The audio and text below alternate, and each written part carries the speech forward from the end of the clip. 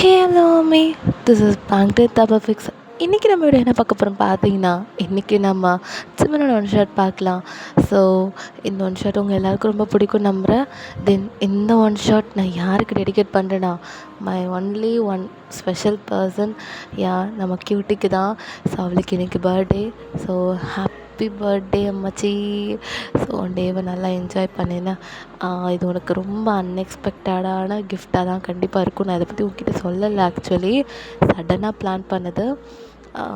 உனக்கு ரொம்ப பிடிக்கும் நம்புகிறேன், பிடிக்கும். தென் உன் பர்த்டேவை நல்லா என்ஜாய் பண்ணு.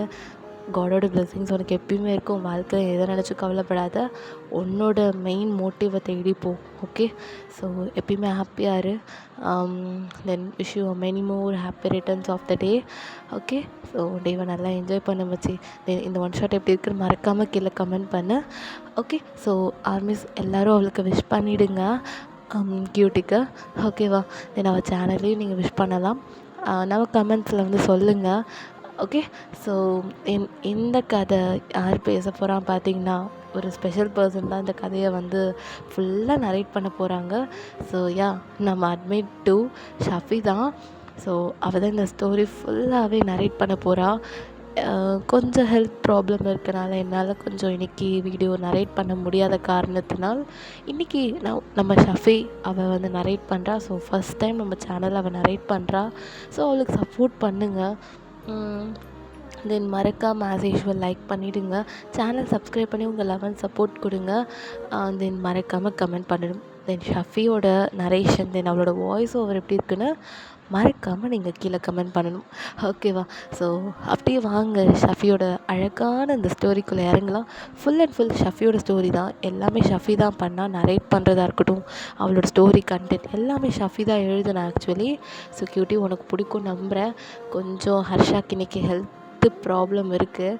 ஸோ ஹெல்த் ப்ராப்ளம்னால என்னால் இன்றைக்கி வாய்ஸ் ஓவர் பண்ண முடியலை. ஸோ ஓகே, கோச்சிக்காத. இன்றைக்கி உனக்காக ஷஃபி, அதாவது நம்ம சேனலோட அட்மின் 2 பண்ணுறாங்க. ஸோ பேங்க் தமிழ் ஃபிக்ஸோட அட்மின் 2 ஷஃபி தான் இந்த ஸ்டோரி ஃபுல்லாக நரேட் பண்ண போகிறா. ஸோ கேட்டு என்ஜாய் பண்ணுங்கள். ஓகே, ஸோ நானும் ரொம்ப ஆர்வமாக இருக்கேன். ஸோ வாங்க அப்படி கேட்கலாமா? ஓகே, வாங்க கேட்கலாம். ஹே மை டியர் நண்பீஸ், hope you are all doing good. வணக்கம், அஸ்ஸலாமு அலைக்கும், அன்யங்காசியோ. நான் உங்கள் ஷஃபி. எல்லோரும் நல்லா இருப்பீங்கன்னு நம்புகிறேன். உங்கள் வாழ்க்கையில் எல்லாமே சந்தோஷமாக போயிட்டுருக்குதுன்னு நம்புகிறேன். ஸோ இன்றைக்கி இந்த கதையை நரேட் பண்ண போகிறது நான் தாங்க. ரைட்டர் அண்ட் நரேட்டர் இன்றைக்கி நான் தான். என் சிக்கிமா எனக்கு இந்த வாய்ப்பை வந்து கொடுத்துருக்கா. ஃபார் த ஃபர்ஸ்ட் டைம் ஒரு வாய்ஸ் ஓவர் வந்து நம்ம சேனலில் வரப்போகுது. ஸோ அதை நினச்சி நான் ரொம்ப பெருமையாக ஃபீல் பண்ணுறேன். ஆல்ரெடி நான் வாய்ஸ் ஓவர் பண்ணியிருக்கேன் கண்ணம்மா சேனலில், பிளாக் ஸ்வான் ஃபிக்ஸில். பட் இது வந்து நான் பார்ட்னராக இருக்கிற என்னோட சேனலில் வரப்போகுதுங்கிறத நினச்சி ரொம்ப பெருமையாக ஃபீல் பண்ணுறேன். சிக்கிமா, நீ நம்பி கொடுத்த வாய்ப்பு, இதை நான் கண்டிப்பாக இது பண்ண விட மாட்டேன். அண்ட் என்னடா திடீர்னு கதையை தூக்கிட்டு வந்து நிற்கிறேன்னு பார்க்குறீங்க. இந்த கதை என்னோடய லைஃப்லேயே ஒரு ஸ்பெஷல் பர்சனுக்காக நான் டெடிகேட் பண்ணுறேன். யார் தெரியுமா? ஹாய்டா குட்டீஸ், நான் தான் உங்கள் கியூட்டி. அந்த தங்கக்குட்டி தான் என் மச்சான், என் மாப்பிள்ளை, என் கியூட்டி மாப்பிள்ளை. அவளுக்காக இன்றைக்கி இந்த கதையை எடுத்துகிட்டு வந்திருக்கேன். அவளோட பர்த்டே இன்றைக்கி. Many more happy returns of the day டி மாப்பிள்ளை. இனிய பிறந்தநாள் நல்வாழ்த்துக்கள் என் தங்கமே.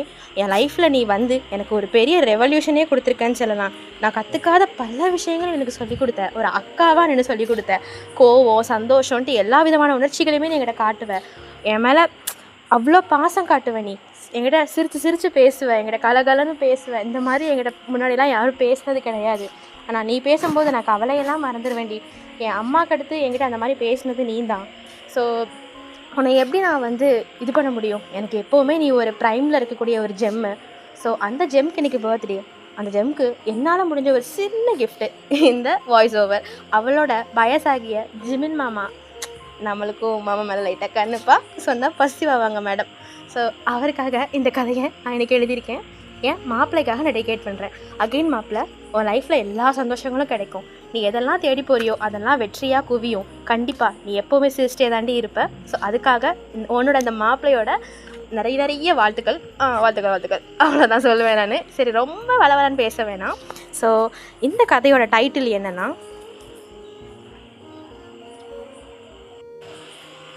காவலனே என் காதலனே. சரியா? நல்லா இருக்கா இல்லை வித்தியாசமாக இருக்கா? நான் எழுதுகிற கதை எல்லாத்துக்குமே என் தாய்மொழி தமிழில் தான் டைட்டில் வைப்பேன். ஸோ உங்களுக்கு இது தமிழ் இந்த டைட்டில் வந்து ரொம்ப பிடிச்சிருக்குன்னு நம்புகிறேன். காவலனே என் காதலனே. ஸோ இதிலேருந்தே கெஸ் பண்ணியிருப்பீங்க. ஸோ நான் கேரக்டர் இன்ட்ரோ சுருக்கமாக சொல்லிவிட்டு உள்ளே கொண்டு போயிடுறேன். நம்ம ஜிமின்ஷி வயசு 32 ஆகுது. ஏசிபி ஆஃப் சென்னை சிட்டி, சென்னையோட அசிஸ்டன்ட் கமிஷனர் ஆஃப் போலீஸாக இருக்கார். 2 மாதம் தான் ஆயிருக்கும் அவர் இங்கே வந்து. ஸோ ரொம்பவே கராரான போலீஸ். அவர் வந்ததுக்கப்புறம் க்ரைம் ரேட் ரொம்பவே இறங்கியிருக்கும். பொண்ணுங்களுக்கெல்லாம் அவர் அண்ணன் மாதிரி, அண்ணா தான் சொல்லுவாங்க.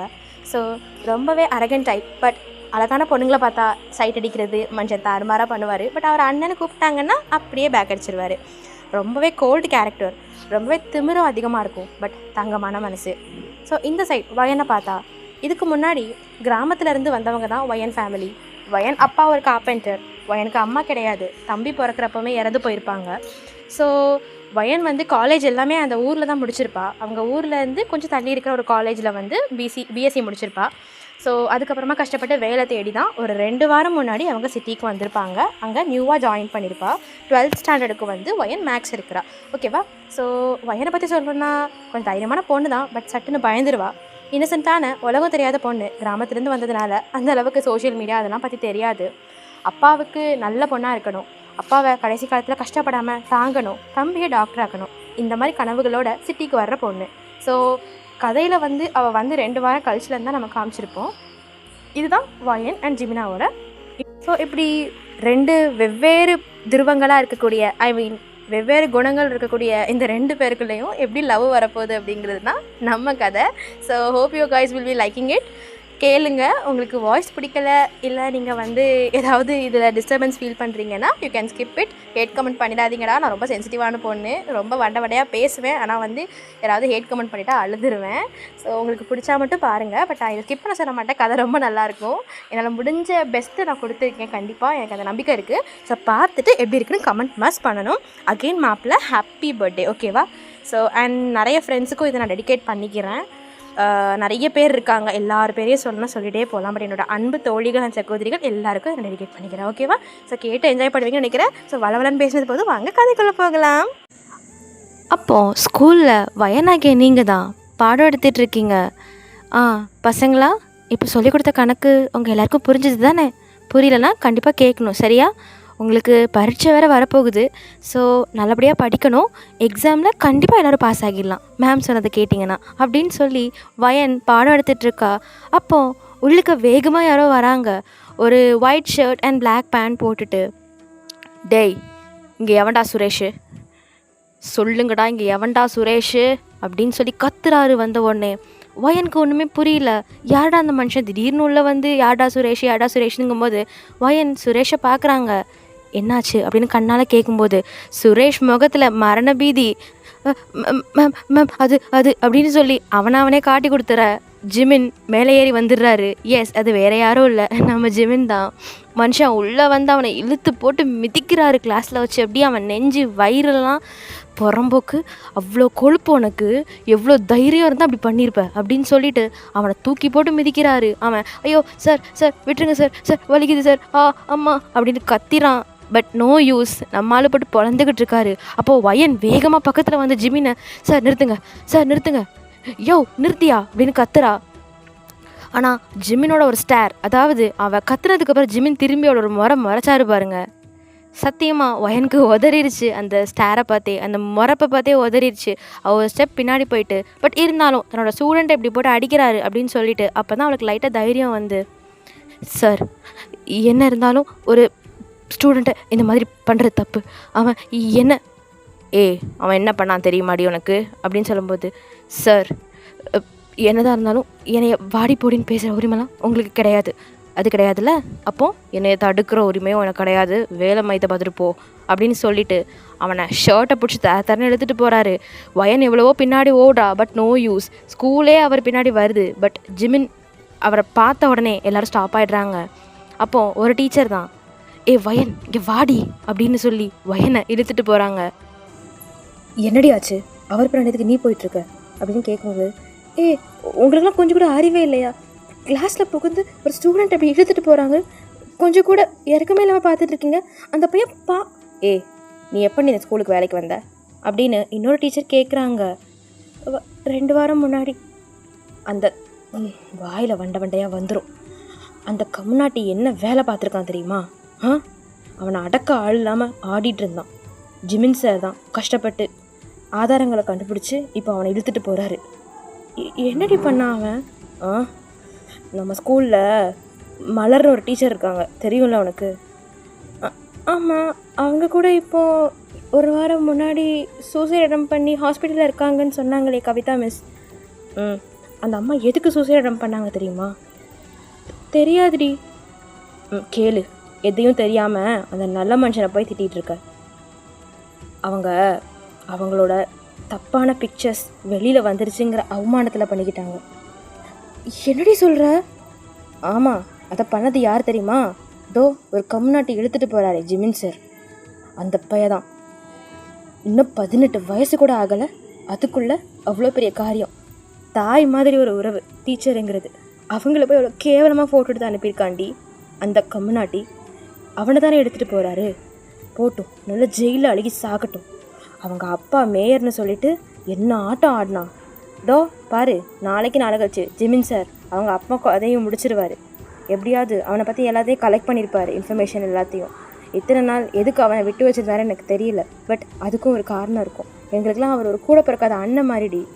இந்த சிட்டியில் பொண்ணுங்க சேஃபாக இருக்காங்கன்னா அதுக்கு காரணமே ஜிமின் சார் தான், தெரியுமா அவனுக்கு? சட்டமே கண்டுக்காத பல கிரிமினல்ஸை அவர் தான் சத்தமே இல்லாமல் முடிச்சு விட்டுருவார். பொண்ணுங்களுக்கு அவ்வளோ சேஃப்டி கொடுப்பாரு.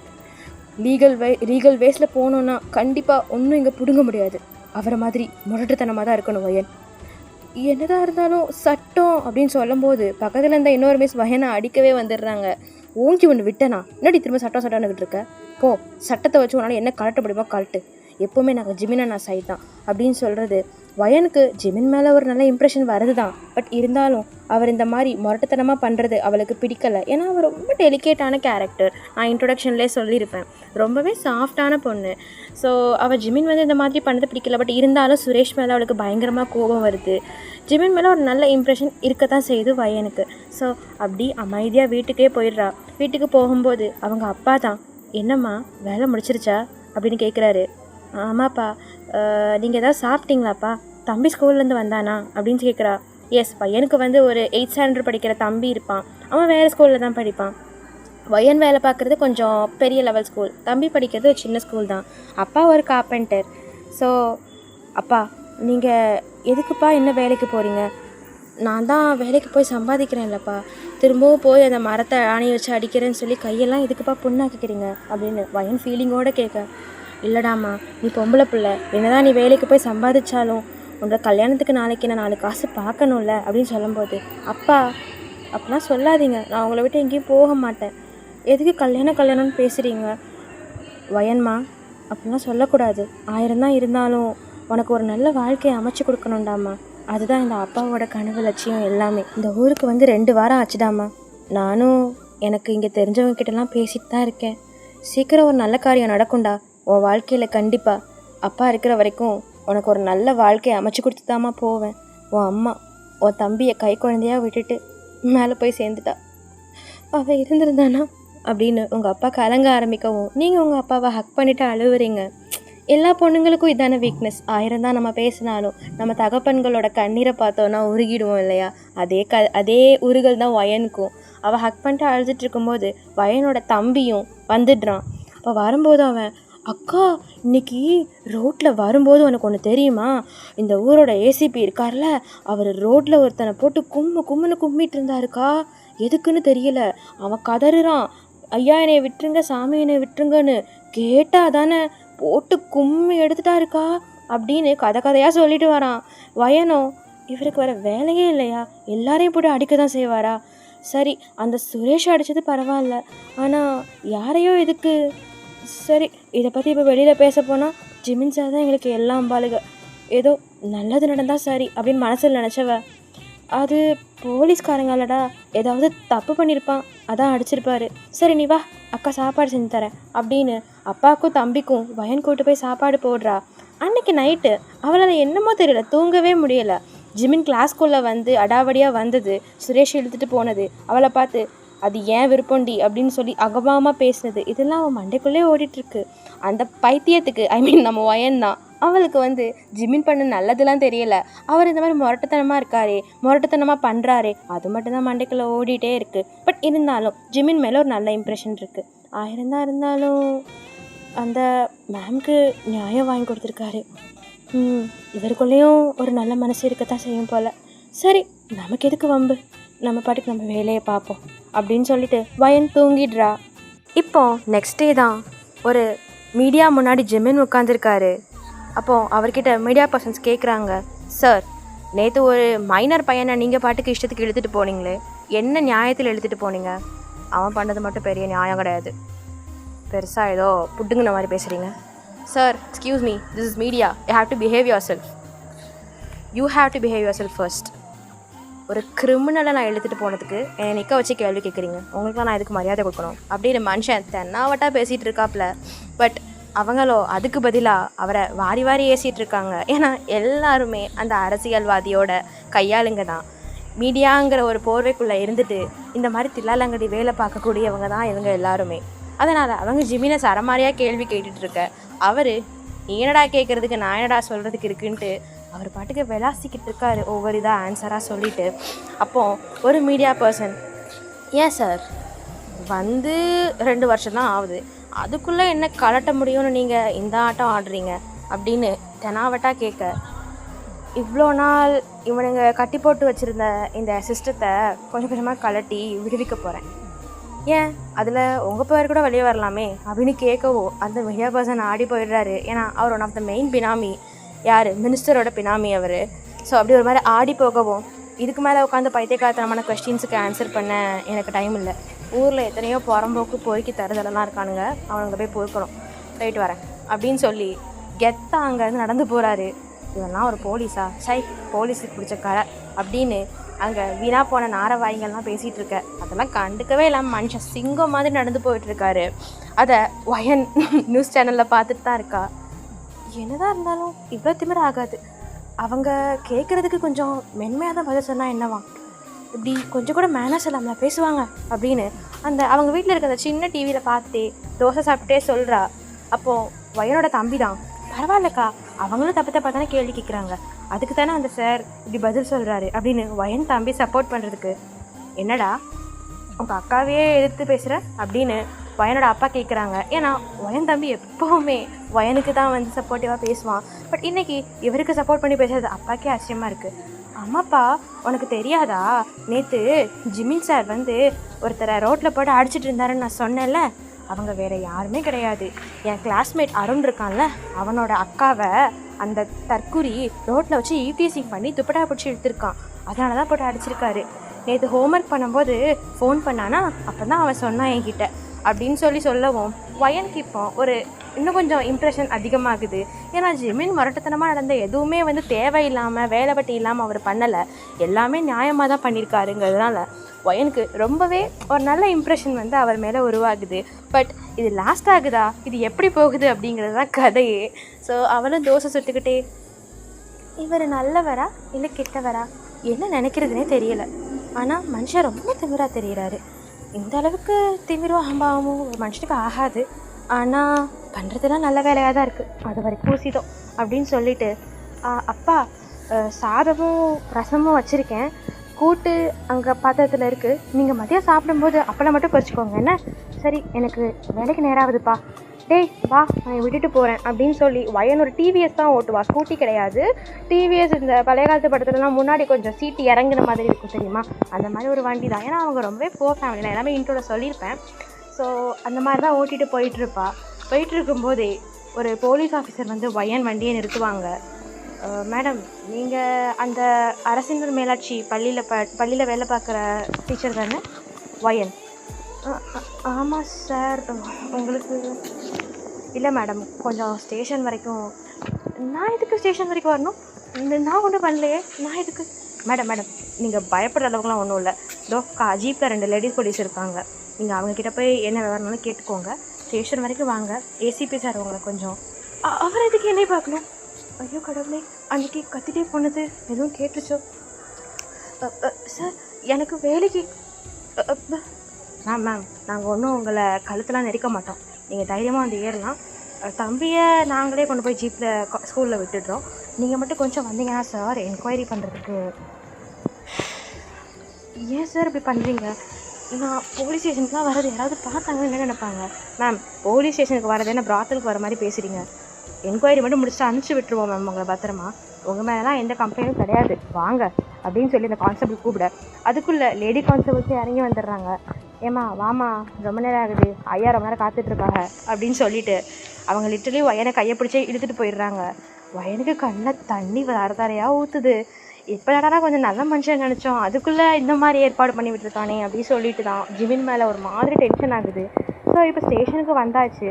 வயன் தம்பி வந்து ஃபஸ்ட்டு தயங்கினாலும் அதுக்கப்புறம் ஜிமின் மேலே வந்து அவனுக்கு டக்குன்னு ஒரு இம்ப்ரெஷன் நல்லாவே வந்திருக்கும். அருணோட அக்காவை வந்து யூபிஎஸ்சி இதுலேருந்து காப்பாற்றினதுக்கப்புறம் நல்ல மனுஷன் அப்படி சொல்லிட்டு அவனுக்கு பிடிக்க ஆரம்பிச்சிருக்கும். ஸோ நம்பிக்கையில் வந்து நம்ம அக்கா போனாலும் சேஃபாக தான் இருப்பா அப்படிங்கிற ஒரு நம்பிக்கையில் விட்டுருப்பான். அவனும் வந்திருப்பான். ஸோ இப்போது வயன் தான் ஸ்டேஷனுக்கு வந்துட்டா. சார், உங்கள் ஏசிபி எங்கே சார் இருக்கார்? அவர் எப்போ சார் வருவார்? நான் போகணும் சார். மேடம், அவர் ஒன்றும் வேலை வெட்டி இல்லாமல் ஊர் சுற்றிட்டு இல்லை மேடம், கொஞ்சம் பொறுமையாக வெயிட் பண்ணுங்கள், வந்துடுவார் அப்படின்னு அந்த கான்ஸ்டபிள் கொஞ்சம் எரிச்சப்படுறாரு.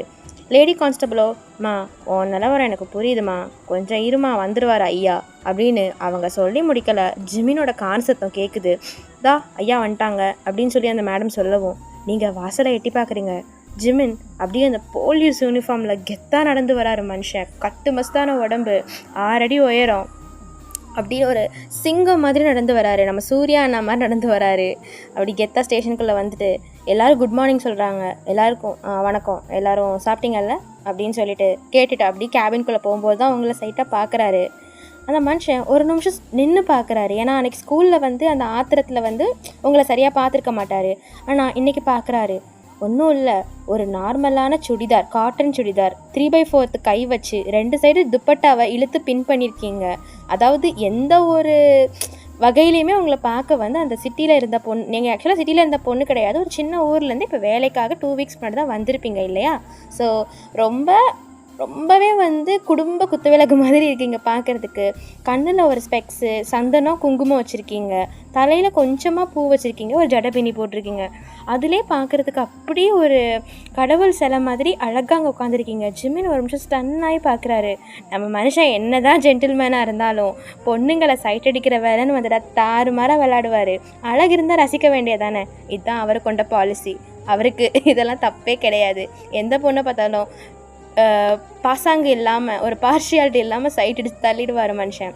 அதே மாதிரி தான் உங்களையும் பார்க்குறாரு. அவர் பார்க்குறது வந்து தப்பான கண்ணோட்டத்தில் பார்க்கல, பட் உங்கள் அழகை ரசிக்கிறாரு. அது உங்களுக்கு ஒரு மாதிரி தெரிய டக்குன்னு நீங்கள் திரும்பிக்கிறீங்க, உங்கள் துப்பட்டா ஷாலெலாம் அட்ஜஸ்ட் பண்ணுறீங்க. அவர் மனசுக்குள்ள, எம்மா ஏதோ கொஞ்சம் அழகாக இருக்கான்னு பார்த்ததுக்கு இந்த சீன் போடுறா, ஸோ இந்த பஞ்சாமிர்த கேஸெல்லாம் வச்சுட்டு என்ன பண்ணுறதுனே தெரில அப்படின்னு சொல்லிட்டு கேபின்க்கு வாங்க அப்படின்னு சொல்லிட்டு போயிடுறாரு. நீங்களும் பயந்துக்கிட்டே உங்கள் சுடிதார் ஷாலை கசக்கிக்கிட்டே உள்ளே போகிறீங்க.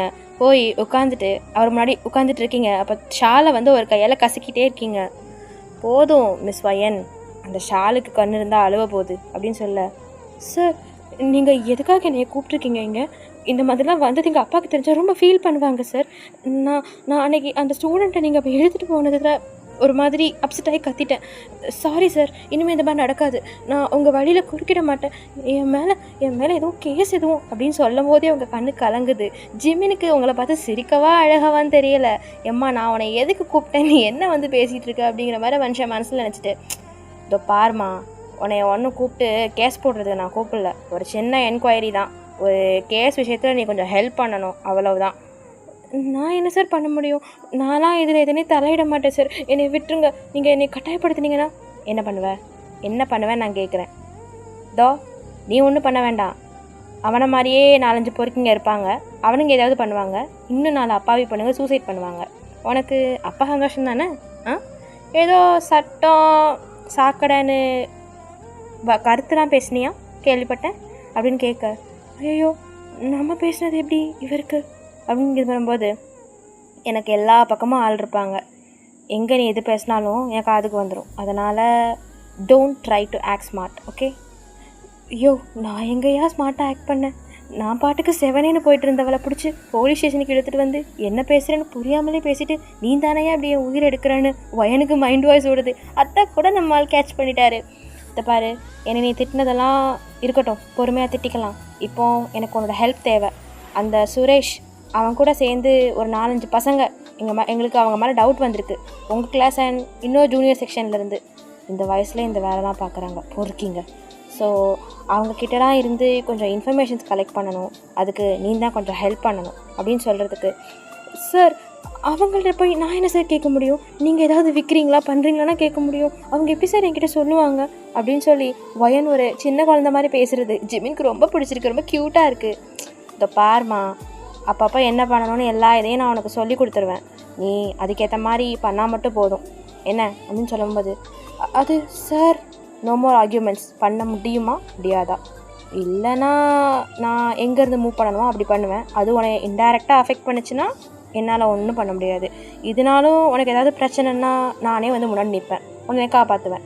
ஆனால் வேறு மாதிரி போச்சுன்னா அதுக்கு நான் பொறுப்பு கிடையாது அப்படின்னு அந்த மனுஷன் பாட்டுக்கு சும்மா கிடந்த சங்க ஊதி கெடுத்தானேங்கிற மாதிரி அவள் மனசில் ஒரு பயத்தை விதைச்சி விட அவளுக்கு உதற ஆரம்பிச்சிருச்சு. சரி, இந்த ஆள் பண்ணுறத சொல்லி இவர் காப்பாற்றுற மாதிரி ஒரு பிரச்சனையில் மாட்டுறது எவ்வளோ better instead of getting into a trouble அப்படின்னு சொல்லி, சரிங்க சார், ஆனால் இந்த மாதிரி அடுத்த தடவைலாம் கூப்பிட்டு விடாதீங்க சார் அப்படின்னு சொல்லும்போது, அப்போது ஃபோன் நம்பர் கொடுத்தா வசதியாக இருக்கும். ஃபோன் நம்பரா? அதெல்லாம் எதுக்கு நான் கொடுக்கணும்? நான் தரமாட்டேன். அப்போ டெய்லி காலையில் உன் வீட்டு மேலே தான் ஜீப் வந்து நிற்கும், எப்படி வசதி அப்படின்ட்டு அந்த மனுஷன் அப்படி தலைக்கு வந்து 2 கையையும் மடித்து வச்சு முட்டு கொடுத்துட்டே பின்னாடி சாயிறாரு.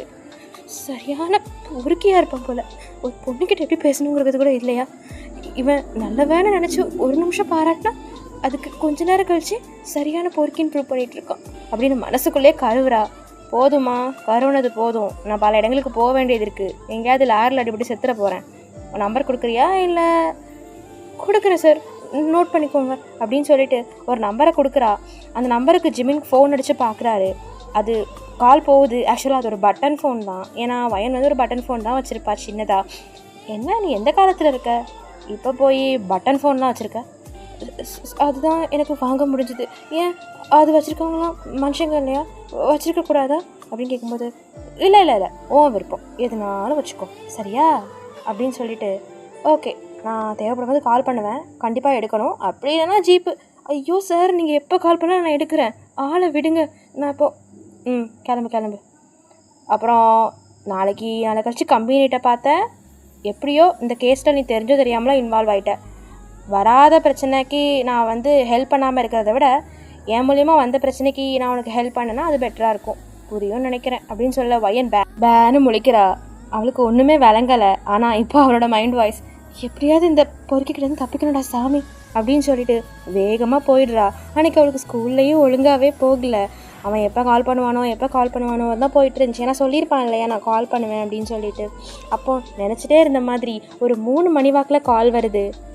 ஐயோ யார் அது, ஒரு வேளை ஆமாம் அவராக தான் இருக்கும் கண்டிப்பாக அப்படின்னு சொல்லிட்டு, ஹலோ என்ன டீச்சர் மேடம் எப்படி இருக்கீங்க?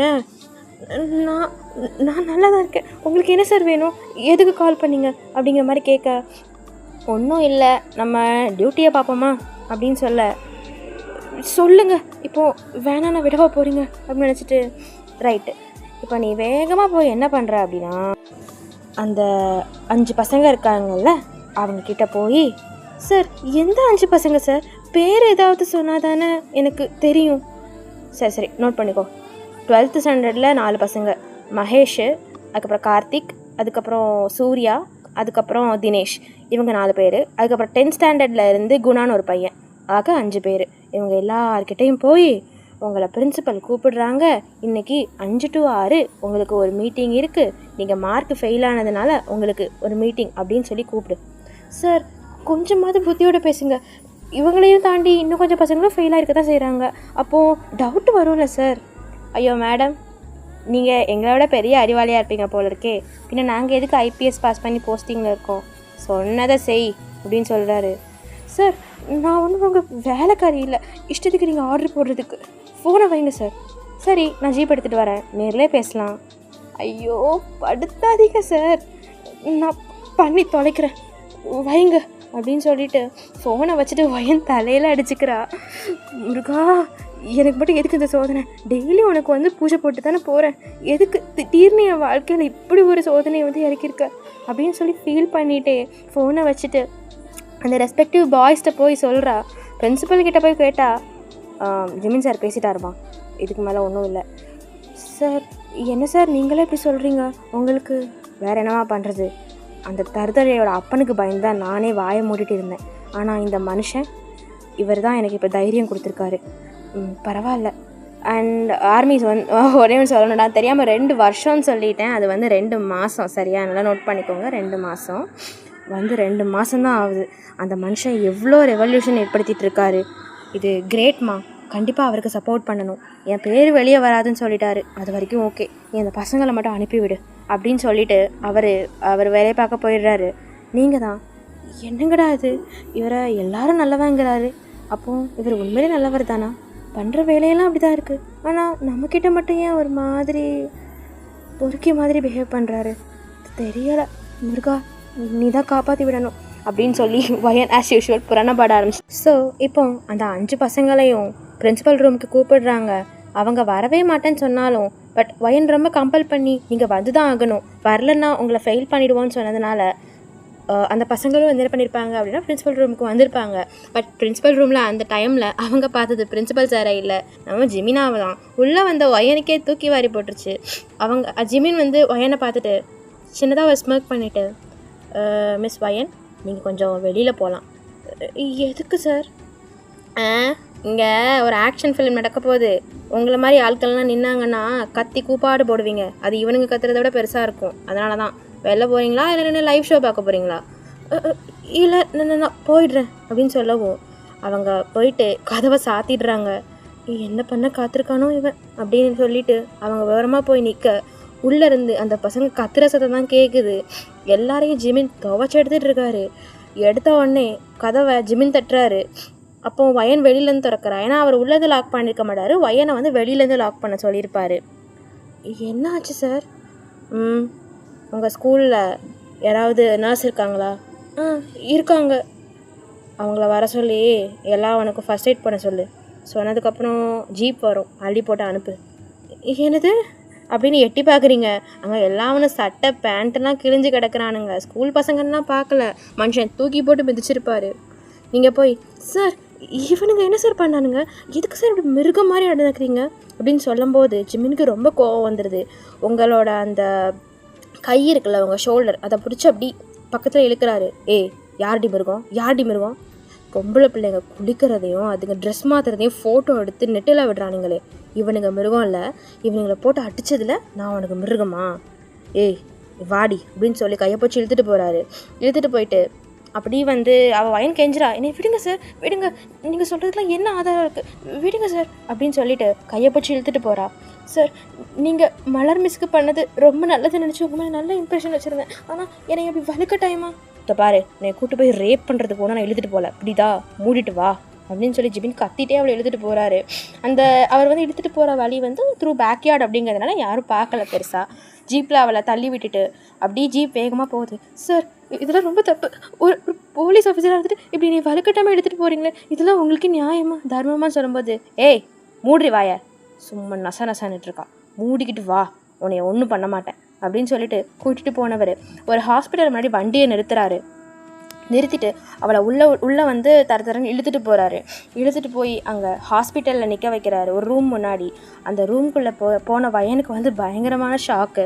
ஏன்னா ஒரு வீக்காக வந்து சிக் லீவ் அப்படின்னு சொல்லிட்டு அந்த கிளாஸுக்கு வராத கயல்வெளி அவள் பேர், அவள் வந்து நம்ம ஷார்ட்டாக கயல்னு சொல்லலாம். அவள் அங்கே வந்து ஒரு மாதிரி குத்துயிர் குறை உயிரமாக படுத்து கிடக்குறா. கயல் உனக்கு அப்படின்னு சொல்லும்போது அப்படின்னு அவளுக்கு பேசவே முடியலை. நர்ஸ் வந்து, அம்மா அவகிட்ட எதுவும் பேசாதம்மா, அந்த பிள்ளைக்கு இப்போதைக்கு எதுவும் பேச முடியாது, தொண்டையில் பயங்கரமாக அடிபட்டுருக்குது அதான் அப்படின்னு சொல்லி அந்த நர்ஸ் வந்து, அவங்க கொஞ்சம் வயசானவங்க தான், ஸோ அப்படி சொல்லிகிட்டு இருக்காங்க. என்னாச்சு? அதுவாம்மா ஏதோ சூசைடு கேஸ் போல், ட்ரெயின் முன்னாடி போய் குதிக்க போயிருக்கா, ஆனால் நல்ல வேலை ட்ரெயினில் அடிப்படல, பட் கால் வலிக்கு பக்கத்தில் இருந்த போஸ்ட்டு கம்பத்து மேலே போய் டொம்முன்னு விழுந்திருக்கா. அங்கே ஒரு கம்பி தொண்டையை லைட்டாக அறுத்து விட்டுருச்சு.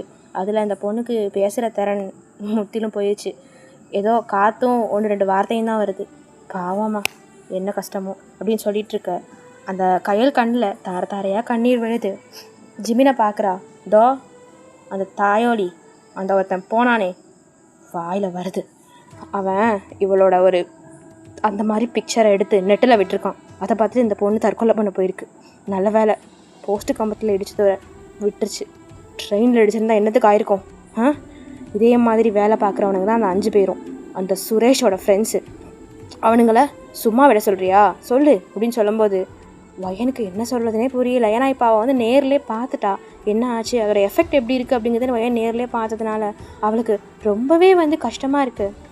கயல் அப்போ வயனை கிட்ட கூப்பிட்டு கையை பிடிச்சிட்டு, அவர் ரொம்ப நல்லவர் மேடம், தெய்வம், கடவுள் எல்லாமே.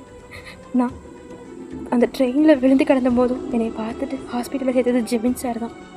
நான் சொன்னதை வச்சு அவங்களே என்னென்னு டீகோட் பண்ணி அந்த பசங்களை அரெஸ்ட் பண்ணியிருக்காங்க மேடம். அவர் ரொம்ப நல்லவர் மேடம் அப்படின்ட்டு ஒரு மாதிரி திக்கி திணறி சைன் லாங்குவேஜில் சொல்கிறா. அது வயனுக்கு பாதி புரிஞ்சு பாதி புரியலை. ஆனால் வந்து நர்ஸ் தான் எக்ஸ்பிளைன் பண்ணுறாங்க எல்லாத்தையும். இதை கேட்டு வயனுக்கு ஜிமினா மேலே இருந்த எல்லா கெட்ட எண்ணங்கள், அதாவது அவர் திமிராக இருக்கார், எல்லாமே போயிடுச்சு. இப்போ அவளுக்கு இருக்கிறது ஃபுல்லாமே he deserves to be like that.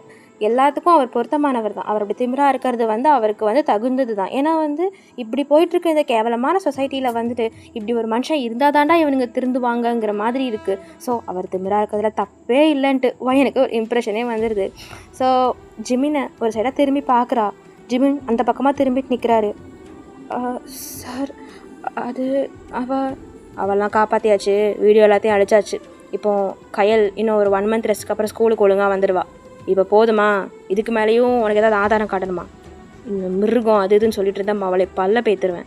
அமைதியாக பொண்ணாச்சேன்னு பேசினா ரொம்ப நான் ஓவராக கத்திட்டு இருக்கேன். சார் நான் தெரியாமல் தானே பேசுனேன்னு சொல்கிறேன், அதுக்கு எதுக்கு சார் என்னை இப்படிலாம் பேசுகிறீங்க? பின்ன கண்ணு முன்னாடி அத்தனை பேரை போட்டு மாட்டடிக்கிற மாதிரி அடித்தா என்ன கேட்பாங்களாம்?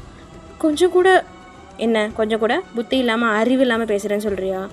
ஐயோ நான் அப்படி சொல்லலை, கொஞ்சம் கூட புரிஞ்சுக்காமல் பேசுகிறீங்கன்ட்டு. நான் இதுக்கு உன்னை புரிஞ்சுக்கணும்? நீ என்ன என் பொண்டாட்டியா உன்னை புரிஞ்சுக்கிட்டு கூட குடும்பம் நடத்துறதுக்கு? மூடிட்டு வா அப்படின்னு அந்த மனுஷன் வாய்க்கு வந்ததெல்லாம் வண்டையாக பேசி இழுத்துட்டு போகிறாரு. ஏன்னா நீங்கள் அந்தளவுக்கு அவரை டென்ஷன் ஆக்கி விட்டுருப்பீங்க. ஸோ நீங்கள் அப்படி கூடயே போயிட்டுருக்கீங்க. அவரை ஒரு மாதிரி வித்தியாசமாக பார்த்துட்டு என்னமோ தெரியல, இப்போது அந்த இம்ப்ரெஷன் நல்ல மனுஷனாக இருக்கார். ஒரு பொண்ணுக்கு கேடு நடந்துச்சுன்னு சொல்லிட்டு எந்த அளவுக்கு ரிஸ்க் எடுக்கிறாரு. இவரை மாதிரி ஒருத்தர்லாம் வாழ்க்கை துணையாக கிடைக்க போகிற பொண்ணு ரொம்ப அதிர்ஷ்டக்காரியாக இருப்பா அப்படின்ட்டு. அப்போ கூட உங்களுக்கு அவர் மேலே லவ் வரலங்க. என்னங்க நீங்கள் வயன் இப்படி இருக்கீங்க? லவ் இல்லை, பட் அவரை வந்து நீங்கள் ஒரு நல்ல மனுஷன் அப்படிங்கிற மாதிரி ரொம்பவே உயர்த்தி பார்க்க ஆரம்பிச்சிட்டிங்க. ஸோ இப்படி போகுது.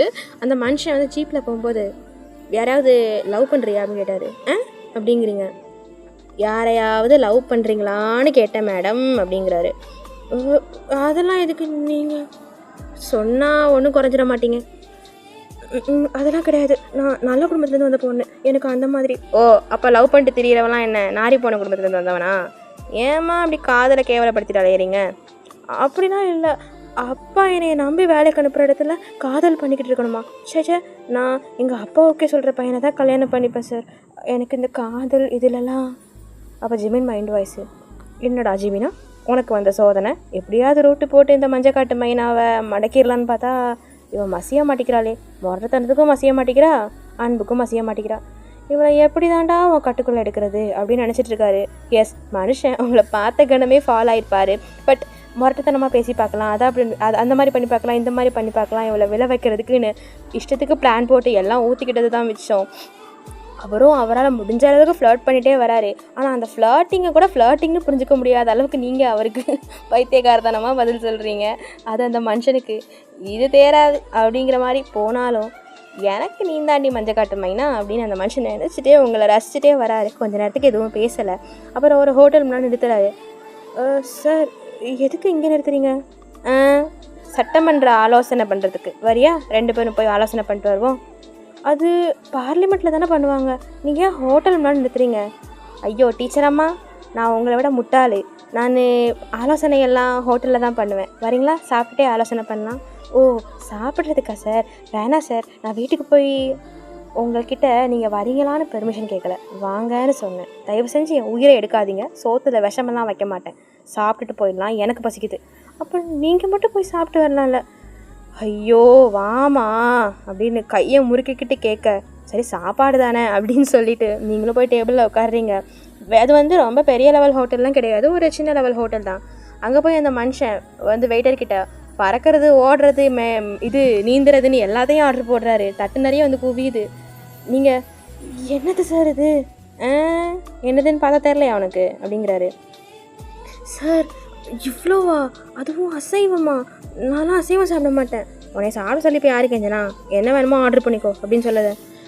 எனக்கு ஒரு சாம்பார் சாதமும் அப்பளமும் கொஞ்சம் கூட்டு பொரியலும் கொண்டு வாங்க. ஆமாப்பா, அப்படி இந்த உங்கள் ஹோட்டலுக்கு பின்னாடி ஒரு மரம் நிற்குது, அதுலேருந்து ஒரு 10-15 இலை, அது கீழே புல்லுக்கட்டெல்லாம் இருக்குமே, அது கொஞ்சம் புண்ணாக்கெலாம் எடுத்துகிட்டு வா, மேடம் சாப்பிடுவாங்க.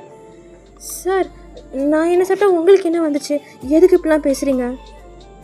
பின்ன சரி அசைவம் சாப்பிட மாட்டேன், வெஜ்ஜிலேயே அது கொஞ்சம் நல்லா தான் வாங்கி சாப்பிட்லாம்ல, அது என்ன சாம்பார் சாதம் அப்பளம்னு குழந்த மாதிரி. அது ஏன் இஷ்டம், நீங்கள் எதுக்கு கேட்குறீங்க, உங்களுக்கு எதுக்கு அதெல்லாம்?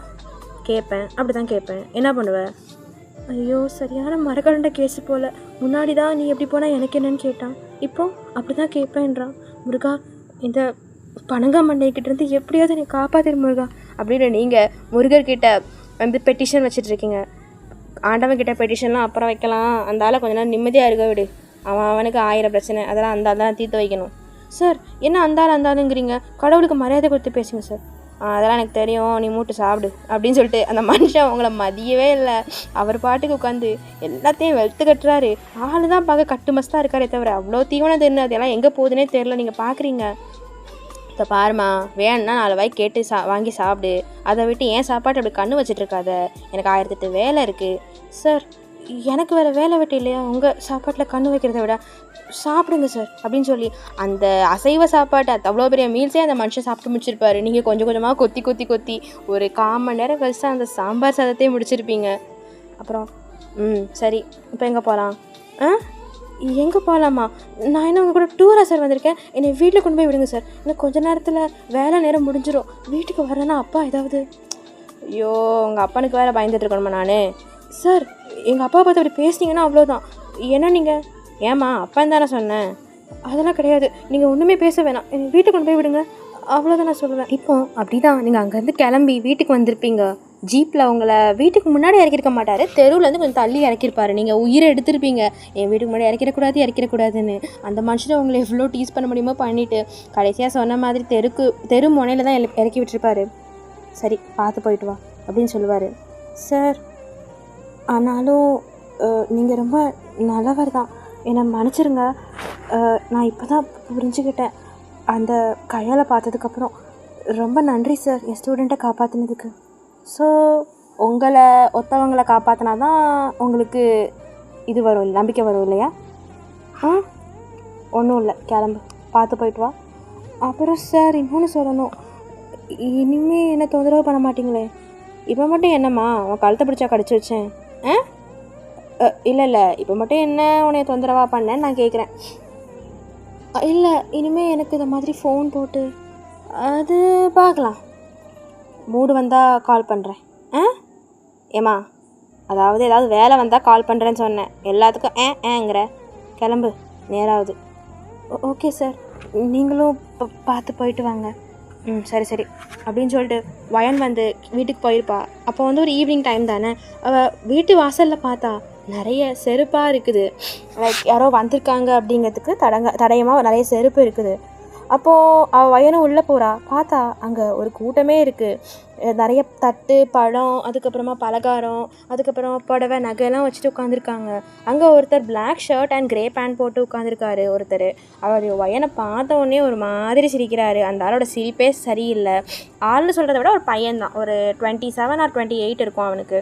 அவன் பார்த்து அப்படியே சிரிக்கிறான். வயனுக்கு வந்து அதை அந்த அளவுக்கு பிரித்து பார்க்க தெரியல, அப்படி இருந்தாலும் அவன் சிரிக்கிறது வயனுக்கு அந்த அளவுக்கு பிடிக்கலை.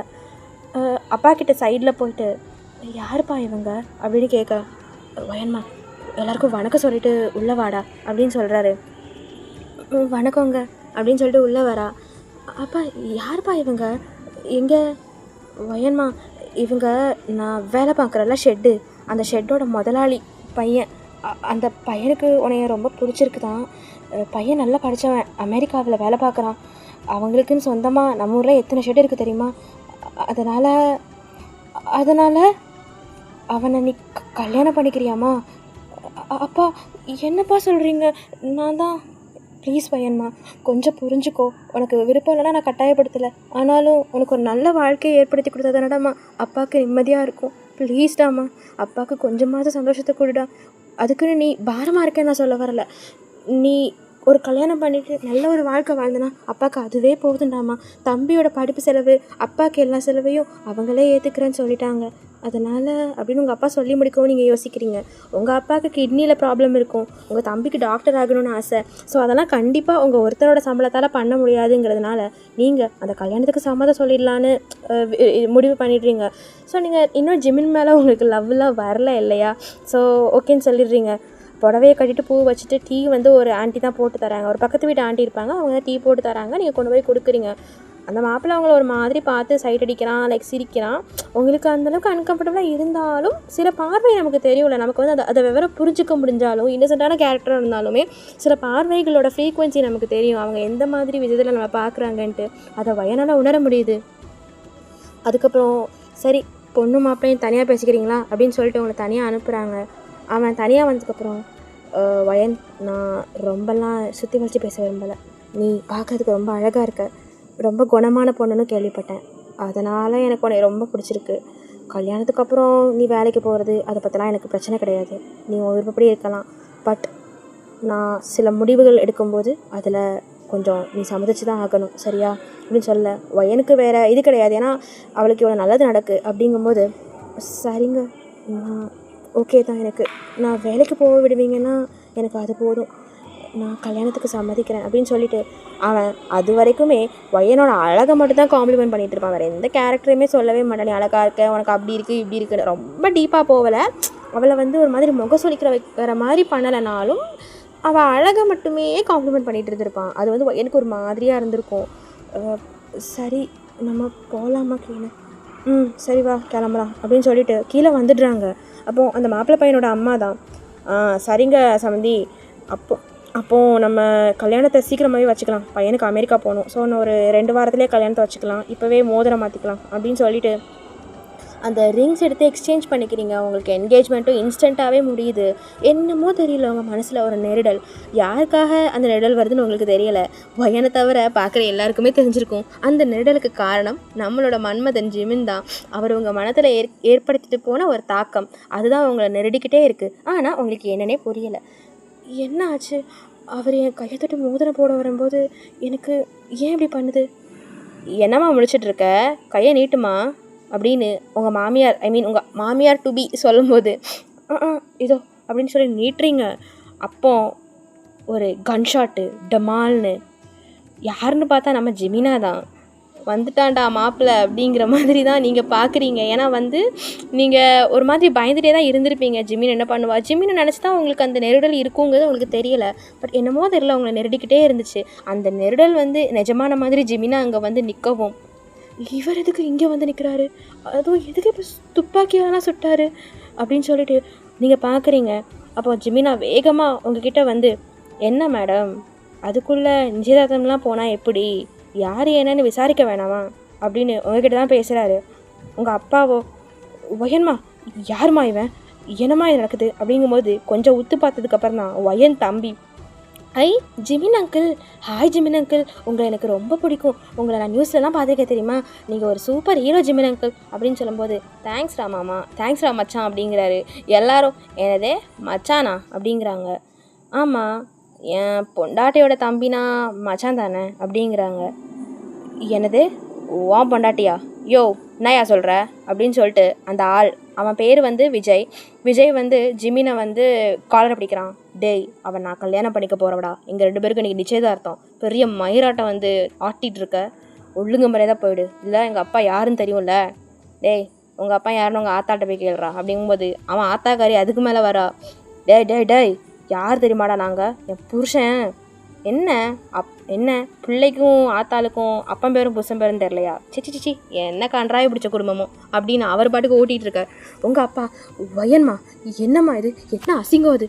அப்பா அப்பா எனக்கு என்னன்னு தெரியல சார். சார் எதுக்கு சார் இப்படி என் வாழ்க்கையை வந்து நாசப்படுத்துறீங்க? யார் சார் உங்கள் பொண்டாட்டி? எதுக்கு? நீ தான் என் பொண்டாட்டி. எவ்வளோ தைரியம் இருந்தால் இன்னொருத்தக்கிட்ட போய் கையை நீட்டுவேன்? எவ்வளோ திமிரு உனக்கு, அவ்வளோ சொல்லியும் கேட்காம. அப்படிங்கும்போது அந்த இவங்க விஜயோட அம்மா தான் விஜய்கிட்ட போய், டேய் இவன் லவ் பண்ணுற பொண்ணை எதுக்குடா நீ போய் இழுத்துட்டு வந்த? அவளையாடா உனக்கு போய் பிடிக்கணும்? இவன் சரியான மண்டக்காய்ச்சல் பிடிச்ச கேஸ் ஆச்சடா.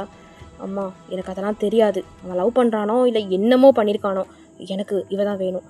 கொஞ்ச நாள் ஒரு பொண்டாட்டியாக கொஞ்ச நாள் இருந்துட்டு எப்படியும் நானே அவளை வெட்டி விடலாம் தான் இருந்தேன். நமக்கு இந்த லாங் டைம் ரிலேஷன்ஷிப்லாம் என்னைக்கு செட் ஆகிருக்கு? அமெரிக்கா போயிட்டு ஏதாவது வேலையை முடிச்சுட்டு அவளை கொஞ்ச நாள் அனுப்பிச்சி விடலான்னு தான் இருந்தேன். இப்போ எனக்கு தெரியாது, இது என் ப்ரெஸ்டீஜ் விஷயம், ஒழுங்கு மரியாதை ஏதாவது பேசு அப்படிங்கும்போது, தம்பி இப்போ நீ பேசுகிறது எல்லாம் என் காதில் விழுந்துருச்சு. இதுக்கு உன்னை இங்கேயே இழுத்து போட்டு நெத்தி வகுட்டிலே வச்சு 6 புல்லட்டை இறக்குறதுக்கு எனக்கு ரொம்ப நேரம் ஆகாது. ஆனால் என் பேபிமா பயந்துடுவா, என் மொசக்குட்டி அலறிடும். அதனால தான் ஒழுங்காக இங்கே இருக்கிறவையெல்லாம் திரும்பி பார்க்காம ஓடிடுங்க, இல்லைன்னு வைங்க. அப்புறம் உன் பணத்தையும் உங்கள் அத்தா கறி பணத்தையும் பறக்கிட்டு போக தான் எல்லோரும் வருவாங்க அப்படின்னு சொல்ல, டேய் அப்படின்னு விஜய் சண்டைக்கு போக, டேய் வேணாடா வா, இவன் பேசுகிறத பார்த்தா வில்லங்கமாக இருக்குது, உங்கள் அப்பா வேறு ஊரில் இல்லை, அவர் நாளைக்கு வந்துடுவார்ல, அதுக்கப்புறம் பார்த்துக்கலாம் அப்படின்னு சொல்லிட்டு. ஆனால் மாணிக்கம் பிள்ளைய ரொம்ப அழகாக வளர்த்து வச்சுருக்க, எங்ககிட்ட அப்படியே என் பொண்ணு தங்கமான பொண்ணு, எந்த ஆம்பளைங்களையும் பார்க்க மாட்டான், அப்பா பேச்ச மீறவே மாட்டான், நான் என்ன சொல்கிறேன்னா அதான் என் பொண்ணு கேட்பான்னு வசனமெல்லாம் பேசினேன். இதுதான் நீ பொண்ணு வளர்த்துருக்க லட்சணமாச்சு. இதுக்கு நீ வேறு ஏதாவது தொழில் அப்படின்னு சொல்கிறதுக்குள்ளே அந்த அம்மாவோட கன்னத்தில் பலார்னு ஒன்று விழுது. வேறு யாரும் இல்லை, நம்ம ஜிமினா தான். ஏய் யார்ரி நீ? வயசை பார்த்துட்டு நானும் அமைதியாக இருந்துட்டு இருந்தா ஏன் பொண்டாட்டியே தப்பாக பேசுகிற? இந்த ஜிமினோட பொண்டாட்டி வையன், புரிஞ்சுதா? மவளே மூடிட்டு போங்க, அட்டையை சாத்திட்டு கிளம்பலை அப்படின்ட்டு கண்ணை உருவுறாரு. அந்த அம்மா பயந்துட்டு, டே வாடா இதெல்லாம் ஒரு குடும்பம் சி அப்படின்னு திரும்பவும் அறிவில்லாமல் பேசிட்டு போக, ஜிமின் அதை பார்த்துட்டு ஸ்மெக் பண்ணுறாரு. எல்லாரும் ஒரு மாதிரி அவங்கள பேசிட்டு கிளம்ப, எல்லாரும் கிளம்புனது தான் மிச்சம். ஒய்யன் வந்து பலார ஜிமின் கண்ணத்தில் அழிகிறா. அட பாவி, நீ ஒரு நல்ல போலீஸ்காரன் நினச்சிட்டு நேற்று கூட உங்ககிட்டே வாய் விட்டு சொன்னேன், எதுக்கடா அப்படி பண்ண? நீ எல்லாம் ஒரு மனுஷனா? நீ எல்லாம் ஒரு மனுஷனா அப்படின்னு சொல்லி அவர் காலரை பிடிச்சி உழுக்குறீங்க. அவர் சில மாதிரி நிற்கிறாரு. பேசின வரைக்கும் போதுமா? பேசிட்டியா அப்படின்னு சொல்லிட்டு பின்னாடி இருந்து ஒரு சவுண்டு கேட்குது. ஆமாம், சவுண்டு பின்னாடி இருந்து தான் வருது. பின்னாடி இருந்து வந்தவங்கள பார்த்து நீங்கள் ஆடி போயிட்டீங்க. ஆனால் ஜிமின் பேசலை. அவர் நீங்கள் வந்து ஷர்ட்டை எவ்வளோ நேரம் பிடிச்சி உழுக்கிறதுக்கெலாம் அமைதியாக தான் நிற்கிறாரு. அந்த ஆளை பார்த்துட்டு நீங்கள், ஷேகர் அண்ணா நீங்கள் எப்படி? நான் எப்படிங்கிறதெல்லாம் இருக்கட்டும், ஜிமின் சாரை பார்த்து உனக்கு இன்றைக்கி அவர் பண்ணதுனால உனக்கு வாழ்க்கையே காப்பாற்றப்பட்டிருக்கு வயன். என்னென்னா சொல்கிறீங்க? எல்லோரும் முன்னாடி எங்களை கேவலப்படுத்தி விட்டுட்டு அப்படிங்கும்போது வயன் அப்பா, ஆமாம் தம்பி, இவன் வந்து பிள்ளை வாழ்க்கையை நாசமாக்கிட்டான். என் பொண்ணு தங்கமான பொண்ணு, அவள் கண்ணை பார்த்து நான் கண்டுபிடிச்சிட்டேன், அவள் எந்த தப்பு பண்ணலன்ட்டு. ஆனால் இவன் தான். மாமா கொஞ்சமாவது ஒழுங்காக கேளுங்க மாமா, ஊரில் இருந்து நீங்கள் வந்து இன்னும் மாறவே இல்லை. ஊரில் இருக்கிற மாதிரி எல்லாவனும் இங்கே நல்லவனாக இருப்பான் தான் நினச்சிட்ருக்கீங்க. அதை பார்த்து தானே அந்த விஜய் அவன் பெரிய எடுத்து பையங்கிறதுனால மட்டும் அவனை ஒயனுக்கு கல்யாணம் பண்ணி வச்சு அவள் வாழ்க்கையை முடிச்சு விடலான்னு பார்த்தீங்களா அப்படின்னு கேட்கும்போது அவங்க அப்பாவுக்கு ஒன்றுமே புரியலை. என்னப்பா சொல்கிற ஷேகர்? அவன் எப்படிப்பட்டவன் தெரியுமா? 1 நம்பர் பொம்பளை போய்க்கு, எங்கே பார்த்தாலும் பொம்பளைங்களோட தான் இருப்பான். நான் வேலை பார்க்குற பாரில் அவன் வர்ற நேரமெல்லாம் ஒத்திய அல்லது 2 பேரை தோல் மேலே போட்டு தான் வருவான். புறம்போக்கு எத்தனையோ அப்பாவி பண்ணுங்க வாழ்க்கையை அழிச்சிருக்கான். அவங்க அப்பனுக்கு இருக்க செல்வாக்கை வச்சு எல்லாத்தையும் மறைச்சிருக்காங்க. அப்புறம் நேற்று என்ன ஆச்சு தெரியுமா அப்படின்னு சொல்லிட்டு ஒரு வீடியோவை காட்டுறாங்க. அந்த வீடியோவில் அவன் வந்து ஷேகர் வந்து என்ன பண்ணுறான் அப்படின்னா அவங்களுக்கு வந்து இது சர்வ் பண்ணிகிட்ருக்கான், ட்ரிங்க்ஸ் சர்வ் பண்ணிகிட்ருக்கான் விஜய் அண்ணனோட ஃப்ரெண்ட்ஸுக்கு. அப்போ அவங்களுக்குள்ளே ஓடுற கான்வர்சேஷன் தான் அது. என்ன மச்சான், செம்மையாக ஒரு பால்கோவை பிடிச்சிருக்க போல், நாளைக்கு உனக்கு கல்யாணம்னு கேள்விப்பட்டேன். ஏய் லூஸு வேலை, கல்யாணம் இல்லடா, நிச்சயதார்த்தம். ஆனால் பார்க்க நல்லா கொழுகுன்னு இருந்தாடா. ஐயோ வச்சு செஞ்சால் டைம் போகிறதே தெரியாதுடா மச்சான், எத்தனை தடவை நானும் செய்யலாம்டா. அப்படியாடா? ஆனால் நீ தான் அந்த பெர்மனண்ட் ரிலேஷன்ஷிப்புக்கெல்லாம் அறிப்படுத்தவனாச்சே. அது இருக்குடா, எங்கள் அப்பா தான் கல்யாணம் பண்ணி ஒரு 3 மாதம் மட்டும் மேய்ச்சிக்கோ, நீ கல்யாணம் பண்ணால் தான் பரம்பரை சொத்துலாம் அவன் பேருக்கு வரும், அவளை வச்சு ஒரு பிள்ளைய மட்டும் பெற்று எடுத்துகிட்டு விட்டு அச்சு பற்றிடலான்னா எனக்கு இந்த டீலிங் பிடிச்சிருந்தது. அதான் பார்க்கவும் நல்லா தடதடான்னு இருந்தாளா, ஒத்துக்கிட்டேன்டா. டேய் இது என்னடா போதை, டேய் வெயிட்ரு அவளை பார்த்துருக்கியாடா, என்னடா போதை இது, இதை விட போதடா அவ அப்படின்னு சொல்லிட்டு அப்போ அந்த வெயிட்டர் அது வரைக்கும் தருதலை ரொம்ப தாளம் ஏதாவது பொண்ணுங்களை மேய்ச்சிட்டு வருவான். இன்னைக்கு என்கிட்ட வந்து வளைஞ்சிட்ருக்கான் அந்த பொண்ணுங்களை பற்றி சி அப்படின்னு மனசுக்குள்ள நினச்சிட்ருக்க. டேய் வெயிடர் தம்பி அவனை பார்க்குறியாடா? ஏன்னா சார் சாரி அவளை இல்லை சார், எனக்கு நீ பாரு மேன், உனக்கே ஆசை வரும். அப்படி வந்தால் வெயிட் பண்ணு, ஆனால் ஒரு 1.5 வருஷம் கழிச்சு அனுப்பி விடுறேன். ஸோ சார் எனக்கு இதான் இந்தா இருக்கே என் மைனாவோட ஃபோட்டோ அப்படின்னு சொல்லிட்டு அந்த ஃபோட்டோவை காட்டுறாங்க. அதை பார்த்த ஷேகருக்கு அப்படி லைக் கொலையே பதறி போயிடுச்சு. ஆக்சுவலாக ஷேகர் வேறு யாரும் இல்லை, அந்த ஜிமின் இருப்பார்ல, நம்ம ஜிமினுக்கு சீக்ரெட்டாக ஹெல்ப் பண்ணக்கூடிய ஒரு ஆள் தான். விஜய் அண்ட் அவனோட ஃப்ரெண்ட்ஸ் பற்றி தெரிஞ்சு வச்சிருந்த ஜிமின் ஷேகர்கிட்ட தான் அந்த பொறுப்பு. அவங்க வந்து ஏதாவது பேச வந்தாங்க, இல்லை அவங்களுக்கு வந்து ஷேகர் ஏதாவது சர்வ் பண்ண போகிறாப்புல அப்படின்னா ஒரு பென் கேமராவை செட் பண்ணிவிட்டு அவங்க பேசுகிறத எல்லாத்தையும் ரெக்கார்ட் பண்ண சொல்லியிருப்பார். ஏன்னா அவங்க வந்து குடிக்கும்போது ஏதாவது உளர்னாங்கன்னா அவங்களுக்கு யூஸ்ஃபுல்லாக இருக்கும்ல. ஸோ அந்த மாதிரி ரெக்கார்ட் பண்ணுறப்போ தான் இது ரெக்கார்ட் ஆகிருக்கும். சார் என்ன பேசுகிறீங்க அப்படிங்கும்போது, ஏன் சேகரே யார் இந்த பொண்ணு ஆளா சார் மரியாதையாக பேசுங்க சார் அப்படிங்கும்போது, டேய் என்னடா மரியாதை ஒத்தா அப்படின்ட்டு அந்த பாட்டில் எடுத்து ஷேகர் மண்டையில் அடிச்சிருப்பாங்க. அதான் அவர் மண்டையில் காயமும் இருக்கும். இது தெரிஞ்ச உடனே நான் ஜிமின் சாருக்கு தகவல் சொன்னேன். அப்போ தான் அவர் இந்த மாதிரி வந்து உன்னைய காப்பாற்றிருக்காரு, புரிஞ்சுதா? அதெல்லாம் இருக்கட்டும், ஆனால் என்னைய பற்றி எதுக்கு பொண்டாட்டின்னு ஏன்னா அப்படின்னு சொல்லிட்டு இன்னும் கொஞ்சம் போகுது. அதை வந்து ஆக்சுவலாக ரெக்கார்ட் பண்ணியிருக்க மாட்டாங்க. பட் அதுக்கப்புறமா அந்த சண்டை வரும்போது அந்த பென் கேமரா வந்து கீழே விழுந்திருக்கும். அது வரைக்கும் ரெக்கார்ட் ஆனதெல்லாம் லைவாக ஜிமினுக்கு போயிருக்கும். ஸோ பென் கேமரா கீழே விழுந்ததுக்கப்புறமா, டேய் என்னடா உன் தங்கச்சினா அவளுக்கு பின்னாடி யாரா இருக்கா, அவளுக்கு பின்னாடி யார் இருக்கா சொல்லு, யாராவது இருக்காங்களா? நீ எல்லாம் ஒன்றும் ஆட்ட முடியாதுன்னு எனக்கு தெரியும். அவளை தாண்டா நான் கல்யாணம் பண்ணிக்க போகிறேன். என்ன பிடுங்க முடியுமா பிடுங்கடா. டேய் அவளுக்கு பின்னாடி யார் இருக்கான்னு கேட்குறியே, அவள் யார் தெரியுமாடா, அவள் யார் தெரியுமா அப்படின்னு சொல்லும்போது, யாரா அப்படிங்கும்போது ஷேகர், ஜிமின் சார் தெரியுமா, ஏசிபி ஜிமின் அண்ணா. அந்த பாருப்பா வந்து 2 மாதத்துலேயே பெருசாக ஆட்ட போகிறேன் மைத்த பிடுங்க போகிறேன்னு இருந்தானே அவன் தானே. டேய் அவருக்கும் என் தங்கச்சிக்கும் இந்த 1 மாதத்தில் கல்யாணம் ஆக போகுதுடா, எல்லாம் பேசி முடிச்சாச்சுடா. டா பாடுறா சீன் கட்டாரு மாம்சு, பாடுறா மச்சான், உன் தங்கச்சி எனக்கு தான். அவள் ஜிமினை லவ் பண்ணாலும் சரி, ஜிமின்குள்ளே பட்டுத்தாலும் சரி, அந்த பிள்ளைய கூட கலைச்சிட்டு நான் அவளை வச்சுக்கிறேன்.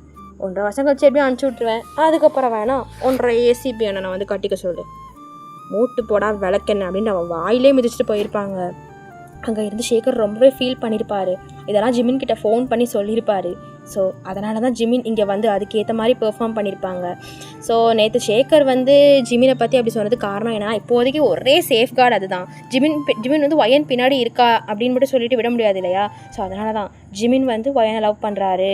அது உண்மை தான், லவ் பண்ணுறாரு. ஆனால் வந்து இந்த மாதிரி கல்யாணம் பண்ண போகிறாங்க அப்படிலாம் சொல்லியிருப்பார். அதுக்கேற்ற மாதிரி ஜிமினாவும் வந்து பெர்ஃபார்மன்ஸ் பண்ணியிருக்க.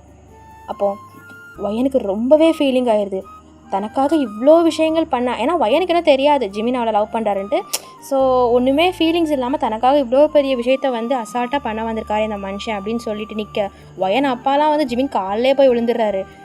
ஐயோ எந்திரிங்க சார், இதெல்லாம் என்ன பழக்கம், எந்திரிங்க, மனுஷன் காலையே மனுஷன் வந்துட்டு. எனக்கு ஒரு பிரச்சனையும் இல்லை, ஏதோ ஒரு இதில் வந்து சொல்லிட்டேன். தம்பி தான் என்கிட்ட ரொம்ப கெஞ்சினான், ஆனால் இந்த மாதிரி நான் சொல்லிட்டேன்ட்டு. அதனால தான் வந்து இங்கே அப்படி பிஹேவ் பண்ணதாக போச்சு. உங்கள் லொக்காலிட்டியில் வேணால் நான் இன்ஃபார்ம் பண்ணிடுறேன் சார், நீங்கள் அதை பற்றின கவலைப்பட வேண்டாம், பத்திரமா இருங்க, இனிமேல் உங்கள் வழியில் நான் குறுக்கிட மாட்டேன் அப்படின்னு சொல்லிட்டு போயிடுறாரு.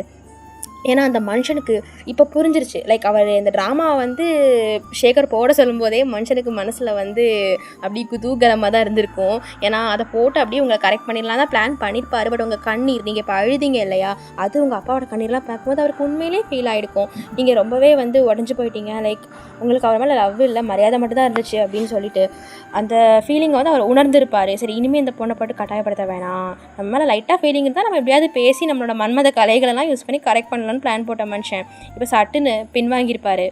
அவர் போகும்போது தான் உங்களுக்கு காதல் அப்படி பூத்து மலருது. அதாவது எப்படி அவர் இது நாள் வரைக்கும் இன்ட்ரெஸ்டாக இருந்தபோது உங்களுக்கு லவ் வரல, ஜஸ்ட் இம்ப்ரெஷனும் மரியாதையும் வந்துச்சு. இப்போ அவர் அந்த லவ்லேருந்து கொஞ்சம் பின்வாங்கி போகிறப்போ உங்களுக்கு அப்படியே எட்டி பார்க்குது, இவர் தாண்டா மனுஷன் அப்படிங்கிற மாதிரி.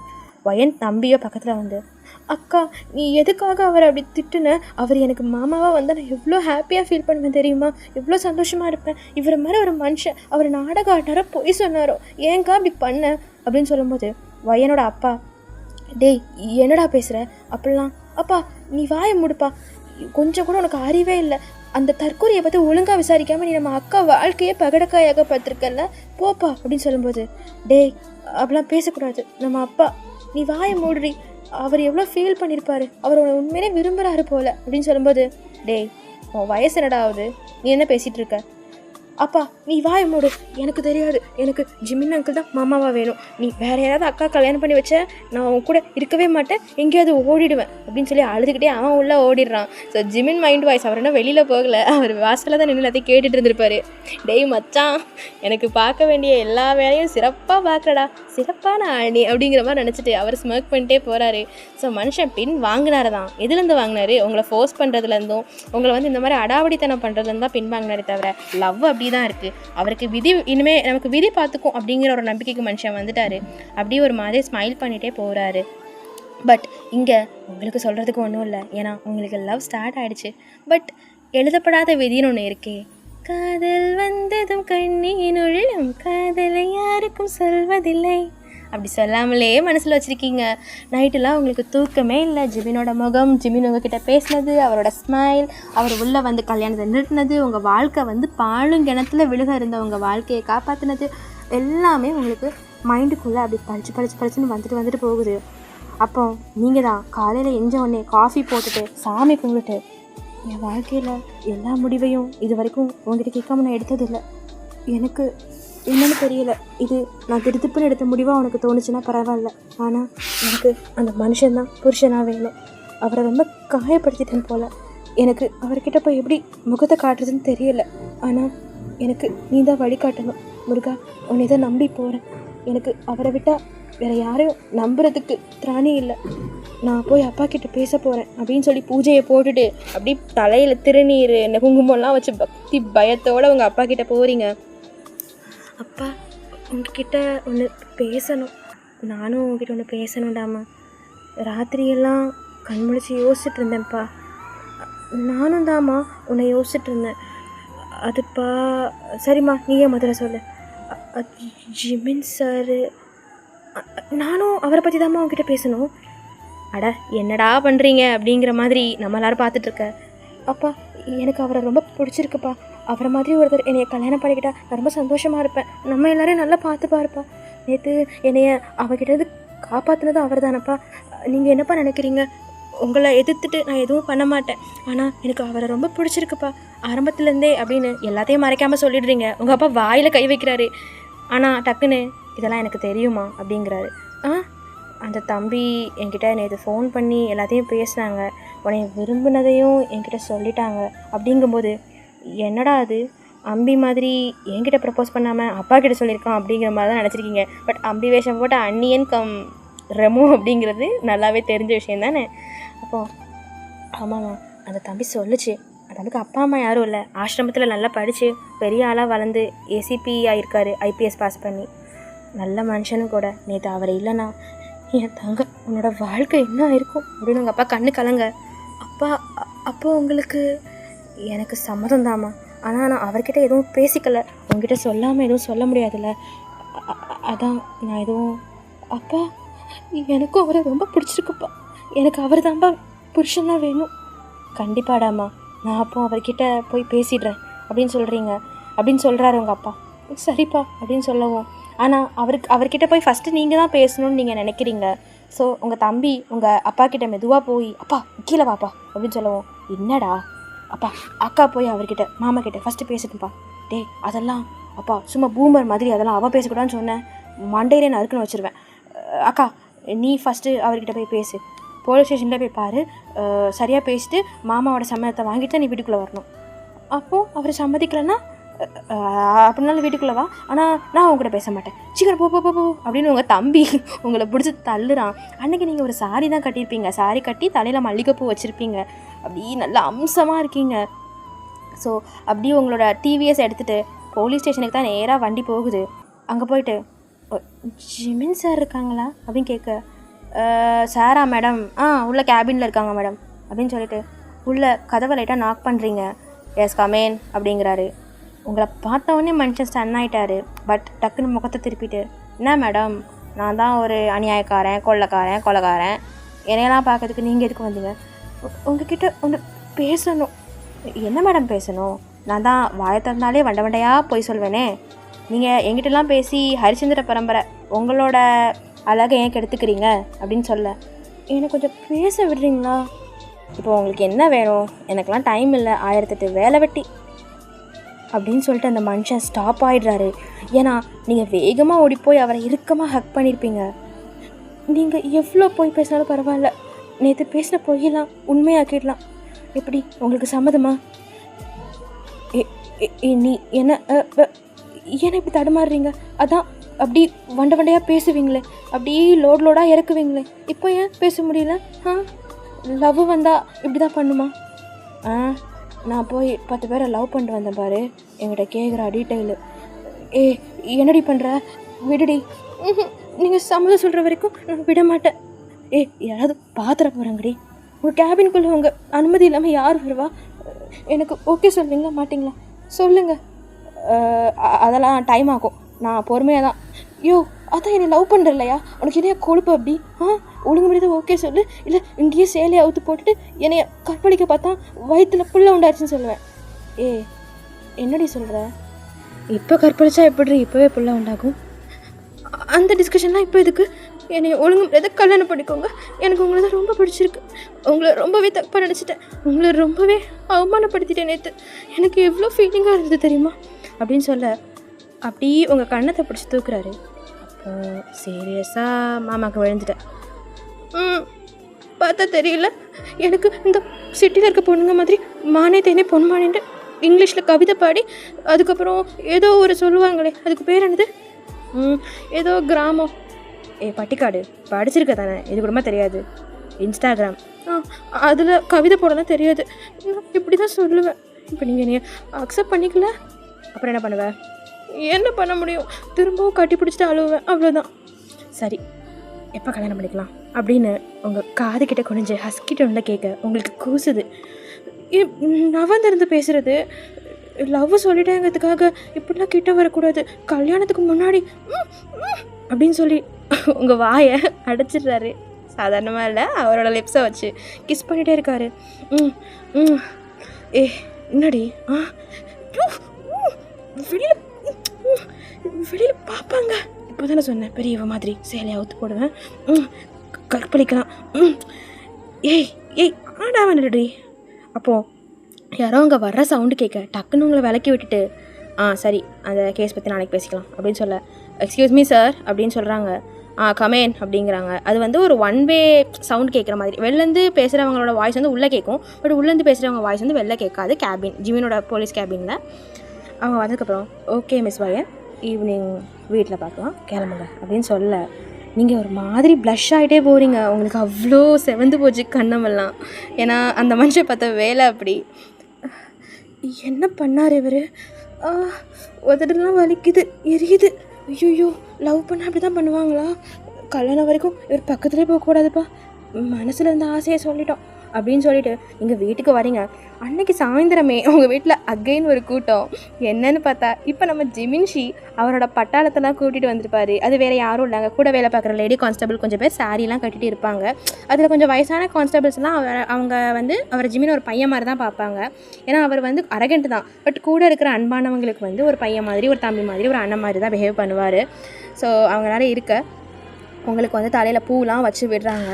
ஜிமின் கூட வந்து தனியாலாம் பேசணுன்ட்டு இது பண்ணுறாங்க. பட் வந்து அவர் வந்து இல்லை வேணாம், நம்ம நிச்சயதார்த்தமே பண்ணிக்கலாம், நாங்கள் ஆல்ரெடி நிறைய பேசியிருக்கோன்ட்டு வெக்கமே இல்லாமல் எக்ஸ்பிரஸாக சொல்லவும் உங்களுக்கு ஒரு மாதிரி கூச்சமாக போயிடும். உங்கள் அப்பாவும் அப்படி தான், மாப்பிள்ளை இந்த அளவுக்கு வேகம் ஆகாது அப்படின்னு சொல்ல அவர் மனசுக்குள்ளே உங்கள் பொண்ணை வச்சு எவ்வளோ வேகமாக பண்ணுற பாருங்க அப்படின்னு மனசில் நினச்சிட்டு, அதில் என்ன மாமா இருக்குது, இப்போது சீக்கிரம் இது பண்ணி முடிக்கணும் இல்லையா, அதான் அப்படின்னு சொல்லிட்டு மோதிரத்தை மாற்றிக்கிறீங்க. உங்கள் விரலை அவர் பிடிக்கும்போது அதுலேயே அவ்வளோ காதல் தெரியுது. உங்கள் விரலை ஒரு பூ மாதிரி ஏந்தி அதில் மோதிரத்தை போட்டு விடுறாரு. நீங்களும் அவருக்கு மோதிரத்தை போட்டு விடுறீங்க. உங்கள் 2 பேருக்குள்ளேயும் அழகான ஒரு ஐ கான்டாக்ட். உன்னை காணும் வரையில் இந்த வாழ்க்கை வெள்ளை காகிதம், கண்ணால் நீயும் அதிலே வரைந்து சென்றாய் நல்ல ஓவியம், சிறு பார்வையில் ஒரு வார்த்தையில் தோன்றுதே 100 கோடி வானவில். எனதுயிரே எனதுயிரே எனக்கெனவே நீ கிடைத்தாய், எனதுறவே எனதுறவே கடவுளை போல் நீ முளைத்தாய். ஸோ அப்படி ஐ கான்டாக்ட் முடிஞ்சதும் சாப்பாடு அந்த மாதிரிலாம் வேலை போயிட்டுருக்கு. ஸோ நிச்சயதார்த்தம் வந்து உங்கள் வீட்டில் தான் நடக்கும். ஏன்னா உங்களுக்கு ஆசை நீங்கள் இருக்கிற வீட்டில் பண்ணணும் அப்படின்ட்டு. ஜிமின் கேட்டிருப்பாரு, நம்ம வீட்டில் பண்ணலாம் அப்படின்னு சொல்லிட்டு. கல்யாணம் வேணால் அங்கே பார்த்துக்கலாம், நிச்சயதார்த்தம் இங்கே பண்ணலாமே அப்படின்னு சொல்லி நீங்கள் ஆசைப்பட்டு கேட்டதுனால நிச்சயதார்த்தம் தான் அங்கேயே நடந்திருக்கும். ஆக்சுவலி அங்கே பொண்ணு பார்த்துட்டு ஜிமின் வீட்டுக்கு போய் நிச்சயதார்த்தம் பண்ணலாம் தான் பிளான். பட் நிச்சயதார்த்தம் அங்கேயே நடந்திருக்கும். ஸோ சாப்பாடு எல்லாத்தையும் இங்கேயே வர வச்சுருப்பாங்க. நைட்டு வரைக்கும் அவங்கள விடலையே.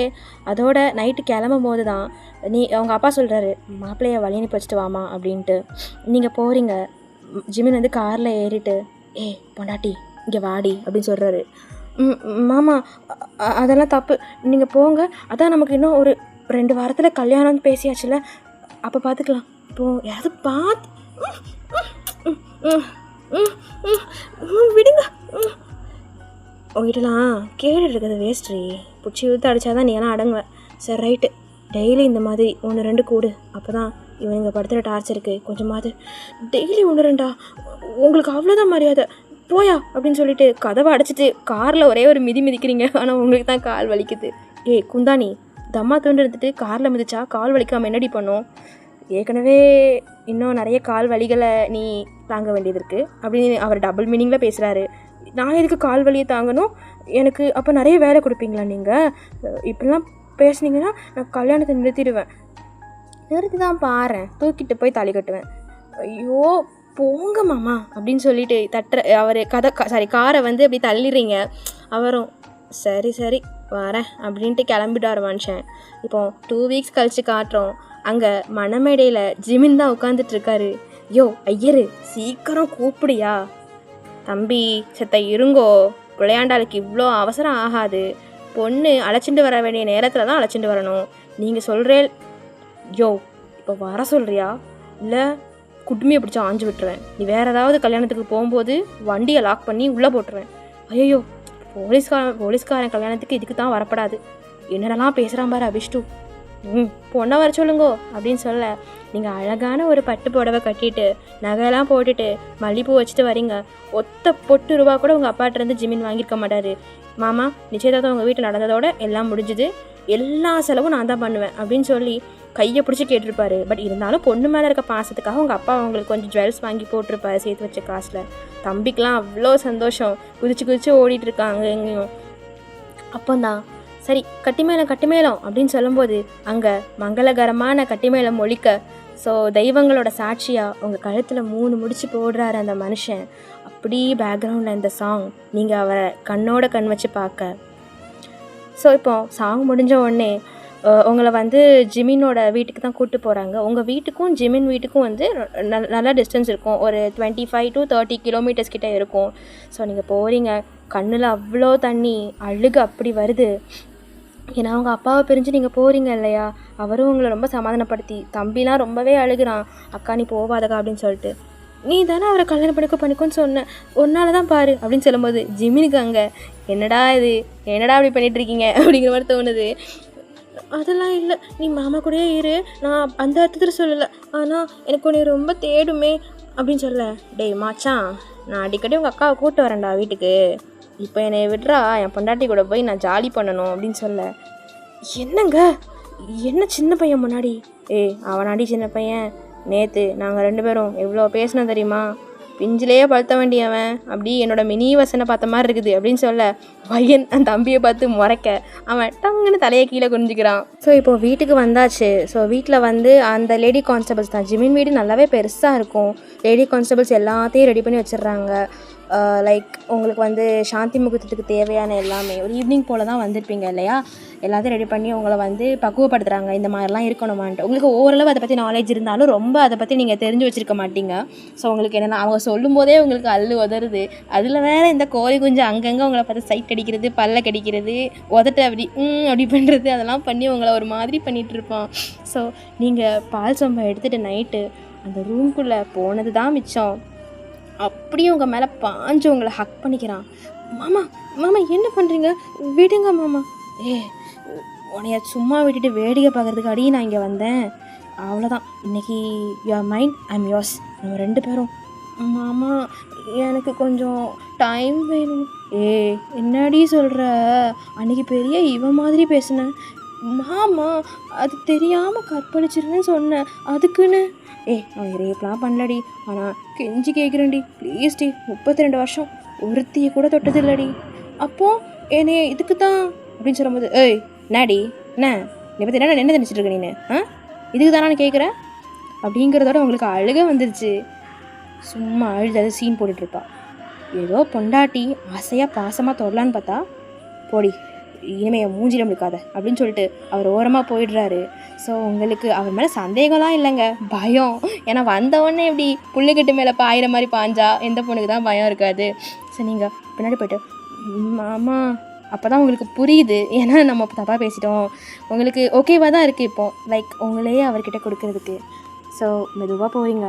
இன்னொரு தடவை மாமா, என்ன அதான் உனக்கு விருப்பம் இல்லைன்னு சொல்லிட்டுல, போய் பாடு, நான் பால்கனில் பாய வச்சு படுத்துக்கிறேன். மாமா என்ன மாடுலேஷன்லாம் மாறுது அப்படின்னு மனசுக்குள்ளேயே நினச்சிட்டு, என்னடி அப்படின்னு சொல்லும்போது பார்த்த மனுஷன், மாமா அப்படின்னு இழுக்கிறீங்க. என்னடி, நான் ஒரு தெரியாமல் சொல்லிட்டேங்கிறதுக்காக அப்படி விட்டுறதா, உனக்கு அவ்வளோதான் தைரியமா அப்படின்னு நீங்கள் கேட்டது தான் மிச்சம். யாரை பார்த்து தைரியமானு கேட்குறேன், இன்றைக்கி காட்டுறேன்டி ஜிமினா இவ்வளோ பெரிய தைரியமான ஆம்புலன்ட்டு காட்டுறேன் இன்றைக்கி அப்படின்னு சொல்லிட்டு ஒன்றுமே பண்ணல, அப்படி தொம்முன்னு தூக்கி உங்களை பெட்டில் போடுறாரு. மாமா மாமா எனக்கு பயமாக இருக்குது. பயப்படாத, ஒரு இதுக்கு சொன்னேன், உனக்கு வலிக்காமல் உன்னை பூ மாதிரி ஏந்தி இன்றைக்கி பண்ணுறேன் அப்படின்னு சொல்லிட்டு. ஸோ டிஸ்க்ளைமர் ஆர்மீஸ், இதை நான் ட்ரை பண்ணுற ஃபஸ்ட்டு ஹாட் ஸ்டாண்ட். நான் ஏற்கனவே ஒரு வாய்ஸ் ஓவர் என்னோடய இன்னொரு ஃப்ரெண்டு சேனலில் பண்ணியிருந்தேன், அது சுத்தமாக ஹாட் ஸ்டாண்ட் இருக்காது. இது நான் வந்து என் மாப்பிள்ளைக்காக ட்ரை பண்ணேன், கொஞ்சம் சொதப்பி வச்சிருச்சுன்னா மன்னிச்சு, கம்மி டயத்துக்கு தான் இருக்கும். ஸோ உங்களை பெட்டில் அப்படியே ப்ளேஸ் பண்ணிவிட்டு அப்படி நெத்தியில் கிஸ் பண்ணுறாரு. இந்த கண்ணு ஃபஸ்ட்டு என்னை பார்த்து பயந்துச்சு, என்னை பார்த்து குழப்பத்தில் அப்படி உருண்டுச்சு, கடைசியில் என் மேலே காதல் கொண்டு பூ மாதிரி மலர்ந்துச்சு. எதுக்கு ஒரு முத்தம் அப்படின்னு சொல்லி அப்படின்னு முத்தம் கொடுக்குறாரு. இந்த மூக்கு முதல்ல என்னை பார்த்து கோவத்துலையும் அதுக்கப்புறம் வெக்கத்துலையும் செவந்துச்சு, அதே மாதிரி தான் இந்த கண்ணமும் அப்படின்னு சொல்லி 2க்கும் அப்படின்னு முத்தம் கொடுக்குறாரு. தென் இந்த லிப்ஸ், இது எல்லா விதமான உணர்வுகளையும் என்னை பார்க்கும்போது கொடுத்துச்சு அப்படின்னு சொல்லி கடிக்காதீங்க, செர்ரி பழம் மாதிரி ஒத்துட்டு வச்சுட்டு கடிக்காதீங்கண்ணா எப்படி அப்படின்னு சொல்லிட்டு அப்படியே உங்கள் சேலையை விலக்கி போடுறாரு. நீங்கள் ஒரு ஃப்ளெக்ஸில் வந்து உங்கள் கையை வச்சு மறைக்க, என்னாடி சாஃப்டாக பேசுனேன்னு சொல்லிட்டு சாஃப்ட் பீஸ்ன்னு வச்சிட்டியா, ஒழுங்காக கையெத்துரு, இன்றைக்கி எல்லாத்தையும் நான் பார்க்கணும். மாமா லைட்டு, லைட்டு போட நான் எப்படி பார்க்குறது, வெடி பல்ப் வேணால் போட்டுக்கோங்க, ஆனால் இந்த பெரிய லைட்டு வேணாம், அதில் தெரியறதை பார்த்துக்கோங்க, எனக்கு ஒரு மாதிரி இருக்குது. சரி சரி, இப்போ நீ அழுது மூட ஸ்பாயில் பண்ணிடாத அப்படின்னு சொல்லி அந்த விடி லைட், ஐ மீன் நைட் லேம்ப் இருக்குல்ல, அதை மட்டும் போட்டுட்டு மற்ற லைட்லாம் அணைச்சிடுறாரு. அப்படியே வந்து உங்கள் செஸ்ட்டு சைடில் கிஸ் பண்ணுறாரு. நீங்கள் மாமா அப்படின்னு சொல்கிறீங்க. That's all it took. அவ்வளோதான், அந்த மனுஷனுக்கு ட்ரிகர் ஆகிடுச்சு உங்கள் மோனை கேட்டதுக்கப்புறம். நீங்கள் மோன் பண்ணுறீங்க, மாமா அம்மா எனக்கு ஒரு மாதிரி இருக்குது மாமா அப்படிங்கிறீங்க. அதோட அந்த மனுஷன் அப்படி கிஸ் பண்ணிட்டு, அப்படி தாண்டி சொல்லுடி, கிக்காக இருக்குடி அப்படின்னு சொல்லிட்டு அவள் வயிற்றில் போய் அப்படி அந்த முகத்தை வச்சு, அவரோட ஆப்ஸ் இருக்குல்ல, ஆப்ஸ்னால் எனக்கு அவள் வெளியில் போய் அப்படி ரப் பண்ணுறாரு ஃபேஸ் வச்சு. எனக்கு ரொம்ப கூசுது. அம்மா வேண்டாம் மாமா, எனக்கு ஒரு மாதிரி இருக்கு மாமா. என்னடி ஓடாவதா? இடுப்பில் என்னடி வச்சுருக்க? நான் அடிக்காத சரக்கே இல்லை, அதில் கிடைக்கிற போதை ஐயோ மொத்தமாக ஒட்டுக்காக கிடைக்குதுடி. என்ன மாமா நீங்கள் குடிப்பீங்களா? ஆமாம், இந்த ஆராய்ச்சி இப்போ ரொம்ப முக்கியம், பட்ரி அப்படின்னு சொல்லிட்டு அப்படியே கீழே வந்தவர் உங்கள் உங்கள் கொலுசில் அப்படியே கிஸ் பண்ணிவிட்டு அப்படியே மேலே ட்ரையல் பண்ணிகிட்டே வராரு. வந்துட்டு உங்கள் தைஸு அதெல்லாம் கிஸ் பண்ணிவிட்டு ஒரு நிமிஷத்தில் பாவாடை அப்படி கழட்டிட்டு ஐயோ பிரம்மன் படைப்பில் ஃபஸ்ட் கிளாஸ் டி நீ அப்படின்னு சொல்லிட்டு உங்கள் பேண்டீஸ் மேலேயே அப்படி மவுத் வச்சு ப்ளே பண்ணுறாரு. அதுக்கப்புறம் அதையும் மெல்லமாக ரிமூவ் பண்ணிவிட்டு அங்கேயும் அவரோட நாக்கு நடனமாடுது. உங்களுக்கு ப்ளஷர் உச்சக்கட்டத்துக்கு போகுது. அப்படி கீழே முடிச்சுட்டு திரும்ப மேலே வந்தவர் உங்கள் ப்ளவுஸு பிரேசஸ்லாம் பிச்சு தான் எறிகிறாரு. ரொம்ப ஃபோர்ஸாக இல்லை, பட் ஆல்மோஸ்ட் மாமா கிழிக்காதீங்க, இருங்க நான் ஹெல்ப் பண்ணுறேன் அப்படின்னு சொல்லிட்டு நீங்களே அவுத்து கொடுக்குற அளவுக்கு அந்த மனுஷன் வந்து வரவும், சத்தியமாக சொல்கிறேன்டி, நீ தேவதை, எனக்காக மட்டுமே படைக்கப்பட்ட தேவதடி. இப்போ சரி, இன்னும் எத்தனை வருஷம் கழிச்சினாலும் சரி, உன்னைய பார்க்கும்போது எனக்கு இதே ஃபீலிங் தாண்டி இருக்கும். வேறு எவன் மேலேயும் இந்த ஃபீலிங் வராது. ஐ ப்ராமிஸ் யூ வயன், எப்போவுமே மாமா உன் கூடயே தான் இருப்பேன் அப்படின்னு சொல்லவும், இதுக்கு மேலே வேறு என்ன ஒரு பொண்ணுக்கு என்னங்க வேணும்? தன்னை இப்படி இது பண்ணதுக்கப்புறம் அந்த வாக்கை தன்னோட புருஷன் கொடுக்கும்போது தனக்காக அவன் என்றைக்குமே கூட நிற்பாங்கிற அந்த தைரியமும் நம்பிக்கையும் வயனுக்குள்ளே அதிகமாகவே வருது. லவ் யூ டூ மாமா அப்படின்ட்டு இந்த தடவை நீங்கள் அவரோட கழுத்து வளைவில் வந்து உங்கள் கையை மாலை மாதிரி போட்டு இழுத்து கிஸ் பண்ணுறீங்க. உங்கள் அளவுக்கு எனக்கு முத்த கொடுக்க வராது, ஆனால் உங்கள் பொண்டாட்டியோட கல்யாண பரிசு தான் அப்படின்னு சொல்லி நீங்கள் கிஸ் பண்ணுறீங்க. என்னோடதை விட இது செம்மையாக இருக்குடி, பர்ஃபெக்டாக பண்ணலனாலும் தத்ரூபமாக பண்ணுறடி அப்படின்னு சொல்லிட்டு அவரும் கிஸ் பண்ணிவிட்டு அந்த கிஸ் பண்ணும்போதே, வயன் இப்போ ரெடியாரு, நான் முடிஞ்ச வரைக்கும் பெயின் இல்லாமல் பார்த்துக்கிறேன், பட் இப்போது அப்படின்னு சொல்ல உங்களுக்கு ஒன்றும் புரியலை. என்னம்மா அம்மா சொல்கிறீங்க? உனக்கு சொன்னால் புரியாது அப்படின்னு டக்குன்னு உங்கள் உதட்டோட வச்சு நல்லா அழுத்தி கிஸ் பண்ணிவிட்டு டக்குன்னு இன்சர்ட் பண்ணிடுறாரு. மாமா மாமா வலிக்குது அப்படின்னு கத்துறீங்க. ஒன்றும் இல்லை உங்க கத்தலை, பட் ஒரு மாதிரி மம்பிள் பண்ணுறீங்க. அந்த உதடோட இருக்கும்போது நீங்கள் ஒரு மாதிரி சொல்கிறது அவருக்கு உணர முடியுது. ஒன்றும் இல்லை நான் இருக்கேன் சரியா, ஒன்றும் இல்லை, உனக்கு வலிச்சுதுன்னா என் தோள்பட்டையை கடிச்சிக்கோ அப்படின்னு சொல்லிட்டு உதட எடுத்த உடனே நீங்கள் வேகமாக போய் கடிக்கிறீங்க. அந்த மனுஷன் நீங்கள் கடித்த உடனே இன்னும் ஸ்பீடாக பண்ணுறாரு. ரொம்ப வேகமாக உங்கள் 2 பேரோட கையையும் நீங்கள் வந்து அப்படி கோத்துட்டு கால்கள்லாம் பின்னிக்குது. அப்படியே அந்த மனுஷன் மாமா சொல்கிறீ எனக்கு ரொம்ப மூடாகுதுடி அப்படிங்கிறாரு. மாமா போதும், மாமா வலிக்குது மாமா மாமா மாமா அப்படிங்கிறீங்க. ஸோ அப்படி சொல்லிகிட்டே ஒரு கட்டத்தில் உங்களுக்குள்ளே மேக் அவுட் முடியுது. லைக் ஒரு 5 ரவுண்ட்ஸ் போனதுக்கப்புறம் நீங்கள் டயர்டாகி அவர் மேலே படுத்திருக்கீங்க. என்னடி எப்படி இருந்தது? என்ன நொன்னடி, எவ்வளோ கத்துற, கொஞ்சமாவது பாவம் பார்த்தீங்களா? பின்ன லட்டு மாதிரி பொண்டாட்டிய பக்கத்தில் வச்சு சும்மா பண்ணுறதுக்கு நான் சாமியாராடி, அதான் வச்சு ஏற்றிட்டேன், சாரிடி. இன்றைக்கி நாளையிலேருந்து ஸ்லோவாக. என்னது நாளையிலேருந்தா? இன்னும் ஒரு வாரத்துக்கு பக்கத்தில் வந்தீங்க, அவ்வளோதான். எனக்கு இதுக்கே ஐயோ கால் எங்கே போச்சு அப்படின்னு பார்க்குறீங்க. அது எங்கேயும் போகல, உன்னால் ஃபீல் பண்ண முடியல, அவ்வளோதான். அட பாவி மனுஷா, என்ன பண்ணி வச்சுருக்கீங்க? எனக்கு எப்படி வலிக்குது தெரியுமா? சரிடி பொண்டாட்டி அப்படின்னு சொல்லிட்டு அப்படி அவர் லைட்டாக எஞ்சி சாஞ்ச மாதிரி உட்காந்து உங்கள் காலை பிடிச்சி அமுக்கி விடுறாரு. நீங்கள் அவரை பார்க்குறீங்க, இவ்வளோ நேரம் பண்ண மனுஷனா இது அப்படின்ட்டு அவ்வளோ கேரிங்காக காலை அமுக்கி விட்டுட்டு உங்களுக்கு வந்து லைக் அங்கே பக்கத்துலேயே வந்து ஹீட்டர் இருக்கும் பாத்ரூமில். வேகமாக உள்ளே போய் ஒரு சுடு தண்ணியில் வந்து நினச்சி அதை உங்கள் வயிற்றுலலாம் வைக்கிறாரு. உங்களுக்கு கொஞ்சம் இதமாக இருக்குது. ஸோ இந்த மனுஷனாடா இவ்வளோ நேரம் நம்மளை போட்டு இந்த பாடுபடுத்தினா அப்படிங்கிற மாதிரி தான் உங்களுக்கு தோணுது. மாமா சொல்கிறீ பொண்டாட்டி, என்னை விட்டுட்டு போயிட மாட்டீங்களே? நாளைக்கு ஒரு செம்ம ஃபிகர் கண்ணில் பட்டுச்சுன்னா நாளைக்கே உன்னை அத்து விட்டு போயிடுவேன். என்ன சொல்கிறீங்க?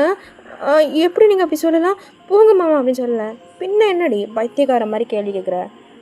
உன்ன மாதிரி ஒரு தகதுக்கான பொண்டாட்டி இருக்கும்போது வேறு விட்டுட்டு போகிறதுக்கு நினைக்கேனேண்ணா. அதெல்லாம் போக மாட்டேன். பட் உன் மாமாவை நல்லா கவனிச்சிக்கோ. கவனிக்கிறாங்க. ஆனால் ஏன் அப்படி சொன்ன நீನು? சும்மா உன்னை சீண்டி பார்க்கடி அப்படின்னு சொல்லி உங்கள் கணத்தை பிஞ்ச் பண்ணுறாரு. அட போ மாமா அப்படின்னு சொல்ல, ரொம்ப கொலையாத, மூடானன்னு வை, எல்லாத்தையும் எடுத்து போட்டு திரும்பவும் ஒரு ரவுண்டு, ஐயோ ஆளை விடுறா சாமி அப்படின்னு சொல்லிட்டு நீங்கள் அவர் ஹக் பண்ணது அமுக்கி விட்டது போதும்னு சொல்லிட்டு அவரை அப்படியே கட்டி பிடிச்சிட்டு அப்படியே தூங்கிக்கிறேன். நீ நல்லா புசு புசுன்னு இருக்க. எது புசு புசுன்னு இருக்கண்ணா?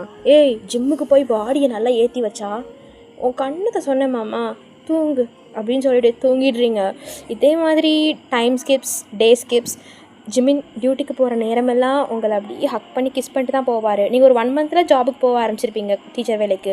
ஸோ நீங்கள் சாரி கட்டி தான் இப்போலாம் ஃபுல்லாகவே இருப்பீங்கங்கிறதுனால இடுப்பை கிள்றது, அங்கே பிடிக்கிறது, இங்கே தடவுறதுன்னு அந்த மனுஷனுக்கு எல்லாமே வசதியாக போயிடும். இப்படியே ஒரு 6 மாதம் ஸ்கிப் ஆகுது. அப்போது ஒரு நாளைக்கு நீங்கள் வந்து ஜிம்மின் கிட்டே போய், மாமா எதுக்கு இப்போ பார்த்தாலும் லேட்டாக வர, உனக்கு டயத்துக்கு வர முடியாதா, கோயில் போகணுன்னு தானே சொன்னேன். மதியம் தானடி உன்கிட்ட நான் வர லேட்டாகுன்னு சொன்னேன். ஏதோ ஆமாம் சொன்னேன், இப்போ அதுக்கு என்னது? மதியம் சொல்லிட்டேன் அப்படிங்கிறதுனால நான் எல்லாத்தையும் அக்செப்ட் பண்ணிட்டு இருக்கணுமா?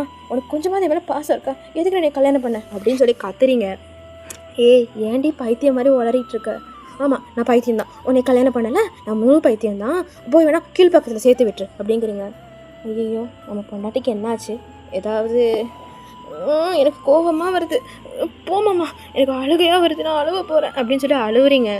என்னடா அது அப்படின்னு சொல்லிட்டு. பட் ஜிமினாக்கு லைட்டாக ஸ்ட்ரைக் ஆகுது, ஏன் இவன் இப்படி பைத்தியக்கார மாதிரி பண்ணுறா அப்படின்னு சொல்லிட்டு. அப்போது இன்னொரு விஷயமும் ஸ்ட்ரைக் ஆகுது. என்னடி நீ 2 மாதமாக என்கிட்ட பீரியட்ஸ்க்கு பேண்டி இதே கேட்கல, பேடே? ஆமாம்ல. ஐயோ அப்போ அப்படின்னு சொல்லிட்டு வேகமாக உள்ளே போகிறீங்க. அவரும் ஆர்வமாக காத்துட்ருக்காரு. மாமா அப்படிங்கிறீங்க. மாமா நம்ம நீ அப்பா ஆக போகிற மாமா அப்படிங்கிறீங்க. ஆமாம் நீங்கள் ப்ரெக்னன்சி டெஸ்ட் பண்ணியிருப்பீங்க உங்கள் கிட் வச்சு. மாமா நம்ம அப்பா அம்மா ஆக போகிற மாமா அப்படிங்கிற. ஜிமினுக்கு வந்து அப்படி அந்த உலகமே வந்து காலைக்கில் நிற்கலன்னு சொல்லுவாங்கள்ல, அந்த மாதிரி இருக்குது. வயன்மா என் தங்கம் அம்மா ஆக போதா, என் குழந்தைக்கு இன்னொரு குழந்தை பிறக்க போதா, ஐயோ அப்படின்னு சொல்லி உங்களை தூக்கி சுற்றுறாரு. மாமா விட்டுங்க, இனிமே உன்னை நடக்கவே விட மாட்டேன்டி அப்படிங்கிறீங்க. ஐயோ ஏன்டி அதுக்கே போகிற? பின்ன நீங்கள் நடக்க விட மாட்டேன்னு சொன்னாலே எனக்கு அதுதான் ஞாபகம் வருது. செஞ்சுட்டு எஞ்சிங்கன்னா 2 நாளைக்குலாம் நடக்க முடியாது. இனிமே கிட்டக்க கூட வரக்கூடாது, வயிற்றுல உங்கள் புள்ள வளருது. அதெல்லாம் நான் ஐயோ மாமா நான் சந்தோஷமான விஷயத்த சொன்னால் நீ அதிலே இருக்க, போயா அப்படின்னு சொல்லிட்டு இறங்க பார்க்குறீங்க. அப்படிலாம் இல்லடி, தங்க போடாட்டி உன்னை நான் நெஞ்சில் வச்சு தங்க வேண்டி. மாமா ஏன் கண்ணு? எனக்கு யாருமே இருந்ததில்லடி. ஆசிரமத்தில் என்னைய சுமத்திர ஒரு அக்கா தான் பாசமாக பார்த்துப்பாங்க. அவங்கள ஒரு நாய்ங்க கடைக்கு போயிட்டு வர இடத்துல சீரழிச்சு கொண்டுட்டாங்க. அதில் கொதிச்சு போனதுக்கப்புறம் தான் படித்து ஐபிஎஸ் ஆகி எதை பற்றியும் கவலைப்படாமல் அவங்கள மாதிரி பொண்ணுங்களுக்கு நியாயம் வாங்கி கொடுக்கணுன்ட்டு போராடினேன்.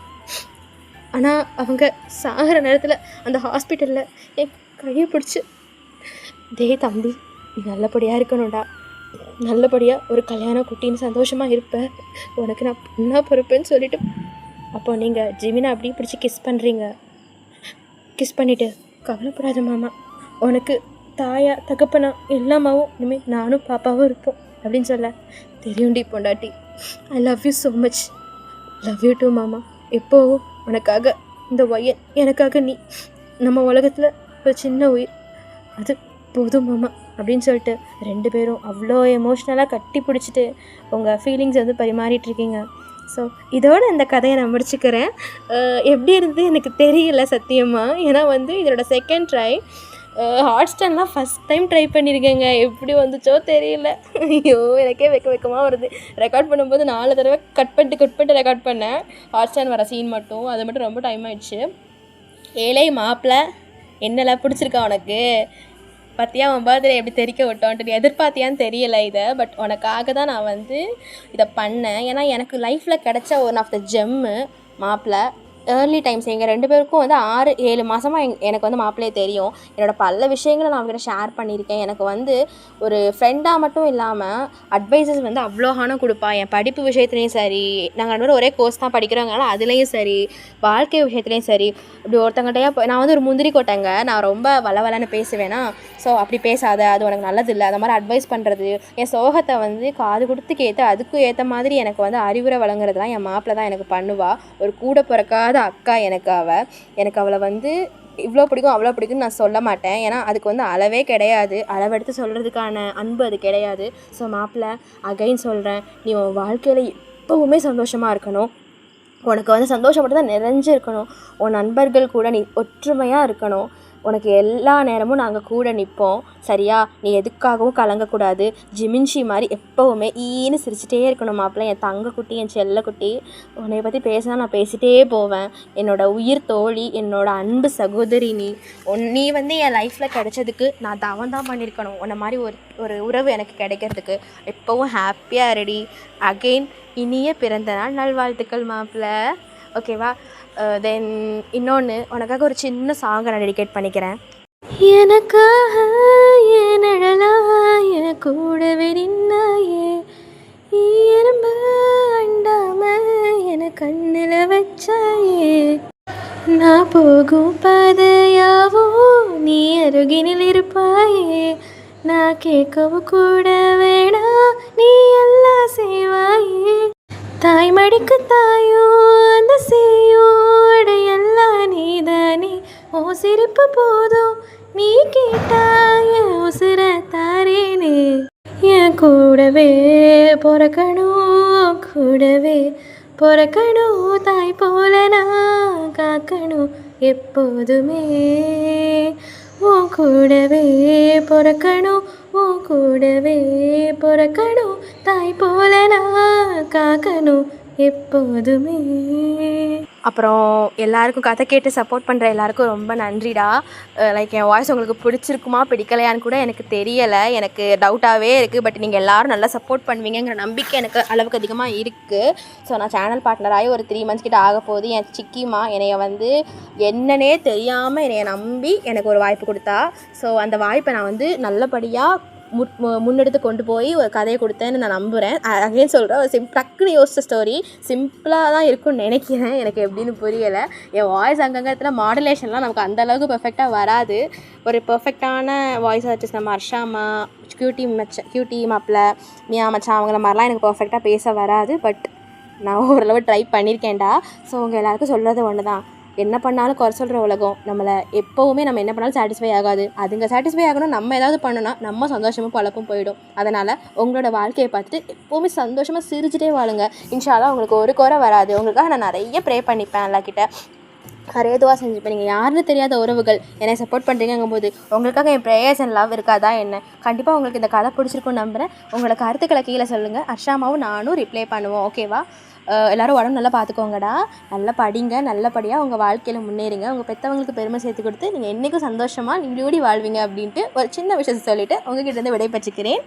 பை பாய், டாட்டா, அஸ்ஸலாமு அலைக்கும் அண்ட் வணக்கம். ஓகேடா மிஸ், உங்கள் எல்லாேருக்கும் ஷஃபியோட ஸ்டோரி ரொம்ப பிடிச்சிருக்கும் நம்புகிறேன். எனக்குமே ரொம்ப பர்சனலி பிடிச்சிருந்துச்சு. ஸோ கியூட்டி மச்சி ரொம்ப பிடிச்சிருக்கும் நம்புகிறேன். ஸோ கமெண்ட் பண்ணு. உன் பர்த்டே ஸ்பெஷலாக என்னால் எந்த கிஃப்ட்டும் தர முடியல இந்த டைமு. கண்டிப்பாக நெக்ஸ்ட் டைம் நான் கண்டிப்பாக தரேன். இந்த டைம் ஷஃபி உனக்காக தந்திருக்கா. ஸோ நெக்ஸ்ட் டைம் நான் உனக்கு தரேன், ஓகேவா?